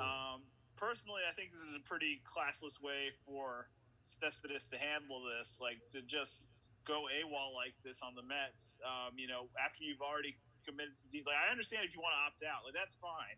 But the way to do it, to just completely disappear like that, I think is completely classless, completely not cool with Cespedes. And I don't know if anybody's going to sign. His contract's up after this year with the Mets. I don't know if anybody's going to sign him. The Mets are the Mets, and they just made a mess of this even more than like they do with so many other situations. The Mets made a mess of this, by announcing they couldn't find out where he is, letting people's imaginations run wild. Like, what if he's hurt? Something like that. But just a bad situation all around. And it was the number one story on New York radio today. And Cespedes is opting out. It's probably a good thing for the Mets overall because he's a bit of a headache, but definitely not a good situation with the Mets. Well, at least it wasn't at halftime of the game he didn't decide to opt out. Like we had a line player retire at the halftime. So seventh inning stretch where he just stretches and walks out. I'm opting out. I'm not playing him. I see you guys next year. At least he he could have left on better terms, but at least he didn't do it halfway through the game. So the first 4 hours, everyone thought he was like dead or something. Yeah. That was just Somebody go check his hotel room. Yeah. Wow. Oh man, well I didn't know that news. So I mean, he's a talented player, but like you said, he's a head case sometimes. He can be a headache most of the times. But when he's on your team and he's playing well, they tend to overlook those things. But interested with his contract being up the way he did that. But with baseball, he can go play over in China, Korea, all the other leagues all over the world. They'll probably sign him, and he's not gonna make as much money, but he'll still be able to play if nobody signs him in MLB. So it is what it is. So let's get ready to get to this quick debate from the Orioles-Yankees game with Brian, because you guys know I'm not an Orioles fan. I'm not even going to claim myself as an Orioles hater. I just, don't wish anything good to happen to their franchise until Peter Angelo sells because he's such a tool. But I was watching the game, had it on MLB Network. Yankees were up, I believe it was 5-3 or 5-4. The Orioles find a way to take the lead, 6-5, with only one inning to go. I'm like, okay, the Orioles might be able to upset the Yankees. And I'm watching this Aaron Judge at bat. And 2 balls, I mean, I could understand being an umpire how they're tough calls. And they were, they could have been looked at as low, but as the digital strike zone that's on the TV showed that it should have been called a strike. But it wasn't, which made it a 3-1 count with a man on. And you pretty much know what happened. 2 men on. 2 men on, I'm sorry. So you pretty much know what happened since those calls went to a 3-1 count. The guy got a ball that was a little bit up, and he punished it, gave the Yankees the lead going into the bottom of the night. Now, this same umpire is behind home plate. When the Orioles pitcher makes almost exactly the same pitch in exactly the same spot. And for then, it was a strike. That was bull. These umpires need glasses or they need to get this electronic strike zone because I was mad as a non-Orioles fan, so I could imagine what an Orioles fan was feeling about. Brian, explain yourself, man. You can't take these victories that are tainted with bad umpiring. You hating on the Astros and the advantage they had with the sign stealing. Your team had an advantage by a blind umpire that helped them win this game. They got an assist from the umpire. Should it be an asterisk by this win for you guys, Brian? No, the pitches were low, man. The pitches were low. Deal with this. But the pitches were low, and the last pitch of the game was a strike. That's all I have to say on it. You know what? That's all I have to say. Typical New the York Yankees fan. won the game. Typical New York fan, damn it. And Roon, did you get a chance? I know you root for Baltimore sometimes, I think. Did you get a chance to see that game and see the play we're talking about at the end of that game? No, I now I have to go watch that play. Damn it, Roon. You always watching everything. I just assumed you was You can also watch the ball Judge hit to the sun on the next pitch. yeah, like I know that Judge has got like 5 home runs in the past like 5 games, but 6 home runs in his last 5 games. That's just my assumption. I want him tested, man. He got some superpowers from the COVID, man. I want him tested. But yeah, man, it was just like I said, I'm not an Orioles fan, but that was Brian, you spoke about that there's been a lot of missed calls and missed opportunities. I was the first one that I saw actually live. I didn't really see any other, especially during the Nats games that I watched. But that's something. Yeah, go ahead. I mean, I've just noticed a lot of inconsistencies with the umpires. They don't seem to. The strike zone seems to be way inconsistent this year. And in general, I don't like umpiring, but there does seem to be it does seem to have gotten a little bit worse with the restarted season. I mean, I could just be biased, but it just seems to have gotten worse. I mean, I just say use them, for the calls, if it's a foul tip, the judgment calls, if it was interference with the catcher's mid and stuff like that. But lead the balls and strikes to the electronic strike zone. Still, you don't have to fire them, get them out of the game. Just limit what they're doing. Just let the balls and strikes be called by the electronic strike zone. Everything else, they handle at the plate. They do the review and all of that good stuff. But lead the strikes, and because to me it gets infuriating to watch on TV to see that it's clearly a strike or clearly a ball, but the umpire calls, and then when the player who knows the strike zone, doesn't get mad but makes a comment like, yeah, that was a little low, then the umpire gets mad and says he's trying to show him up and then throw him out the game. That's the whole cycle that it doesn't happen a lot. It doesn't happen all the time, but we have seen that. And umpires are human. They might try to be objective, but sometimes they're going to hold a grudge if they feel a player was trying to show them up, which I don't understand the logic because nobody's coming there to see them call balls or strikes. They're coming to see the athletes. So yeah. I don't know how you feel like you're getting showed up. No one cares who you are. The only time they know your name is when you blow a call. Other than that, shut up and do your job. And that's I'm kind of with you. I have to say, I'm more of a casual baseball fan. I'm a much bigger fan of the 3 other of the major 4 sports. I root for the Nationals. I grew up rooting for the Orioles. I had a spout where I rooted for the Phillies when I went to college there. And so I enjoy going to. You cannot mention that on air again. I'm sorry. I know. But I wouldn't call myself a die-hard baseball fan, but I do get frustrated with some of the balls and strikes calls, and especially because we have the technology. I mean, in tennis, you can review it. Yeah, and so maybe, I mean, I could see getting as far as that, but at least allow them to review it, right? So maybe not every call is done by it, but if there's a close call, go to the review. Maybe you have a certain number of them, it wouldn't take very long for it to come back and they would be like, oh, it's different. I think they all could be done through strikes and balls. I understand baseball purists won't like it. Yeah. I understand both arguments. I think at least you should be able to review it, if especially for a strikeout call, right? If that's actually, you can challenge it, it changes it, or a walk, that's very close, right? So maybe you can't call, do every ball and strike. Maybe there's a limit to a number you get per game that you can challenge. So there could be an in between where it's not the electronic doing it always, but I could see all 3 arguments, to be honest, but I do get frustrated at times when some of these bad calls are made. Hey, Roon, I don't know if we ever got your take on electronic strike zone. How do you feel about the electronic strike zone in the MLB? I think I don't know. These umpires are getting worse and worse. It's like getting impaired. So maybe the robot. Maybe I'm siding with the robots. I don't know. Like, I mean, they talk about the purity of the game, but the objective is to get the call right. I mean, that's to me is the purest way to play the game. That's just my opinion, but I think it's like you said, we had a technology. They've been using it in tennis for how long? And I actually like that when they, go to the thing and they show the animated, joint on the TV, so you can see it also.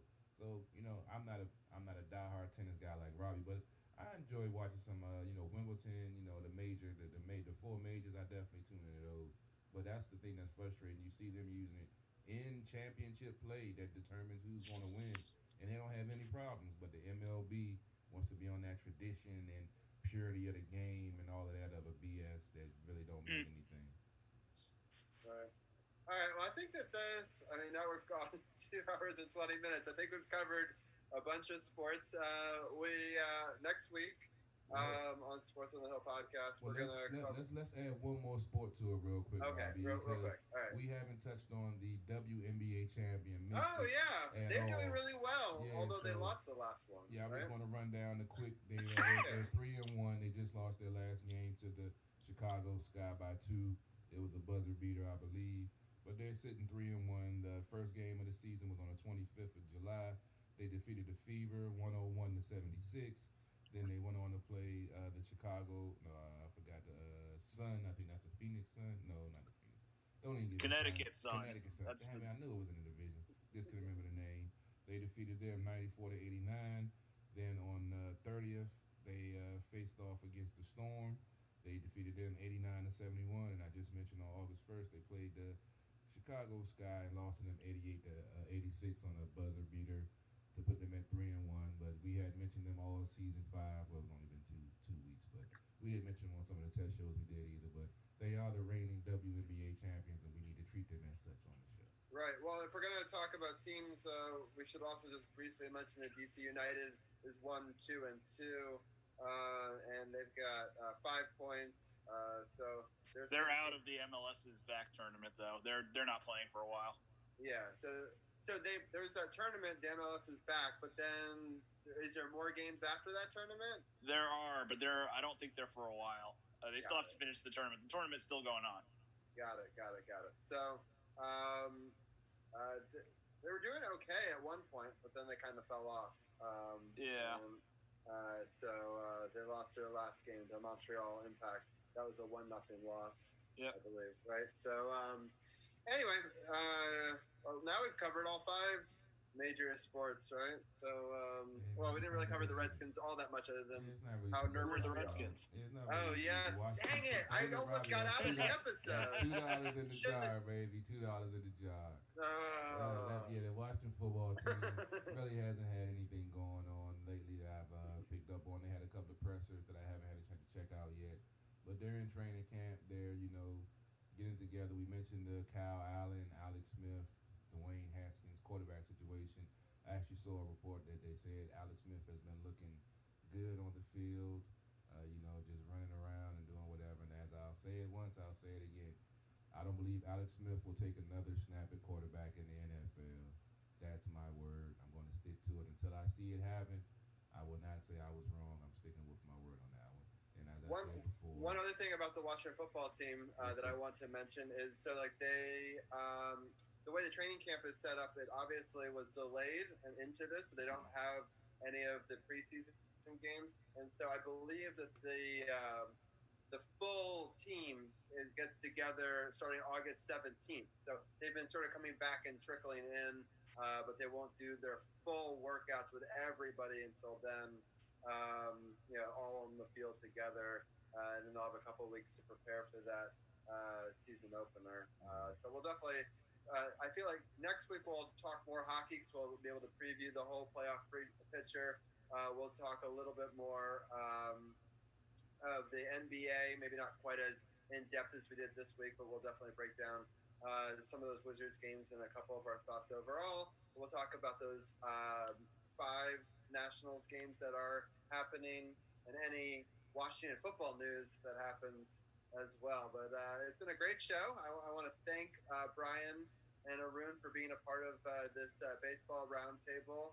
And I really appreciate both of you guys for staying on and being a part of this extra long podcast with the return to sports sort of ramping up, and I appreciate it. I'll let either one of you guys, I'll start with Arun. Any final thoughts before I let you go?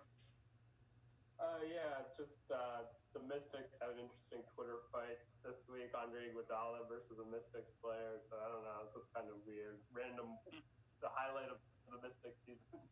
Yeah, I've seen a couple of Twitter interactions with some NBA players. Yeah, it's getting a little feisty, man. You know, I don't know what's going on, but we definitely gonna find out.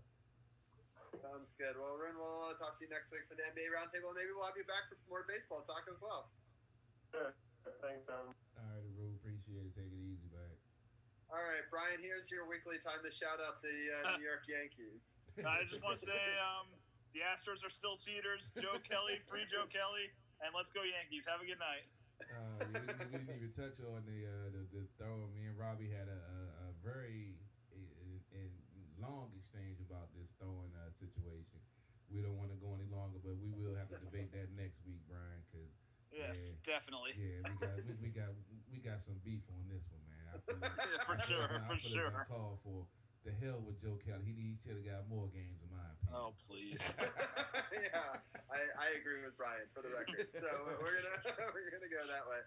And I think that's how we'll end the show, right? That'll be our cliffhanger. Next week, stay tuned for the debate. So no doubt. Appreciate y'all tuning in as always. Make sure you check us out. Check out the website, SportsOTHP.com, for all the latest episodes and everything. Make sure you check out our on the podcast streaming platform. I'm sure Robbie will have it up soon.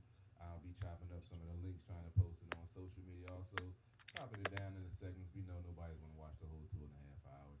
Yeah, but I'm going to try to chop it up, get it in little 15-minute segments for Instagram, and probably throw a couple up on Facebook just to, because that's what we do.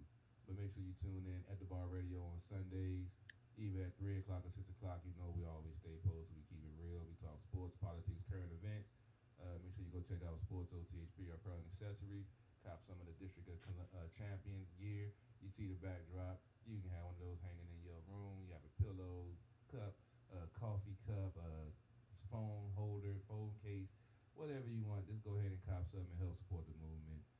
DC Sports Without the Politics. It's not just a catchphrase. It's not just a motto.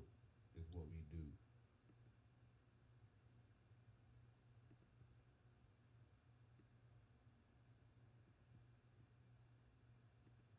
all right, I'm out on my end. I'm gonna end the Zoom. Thanks, guys.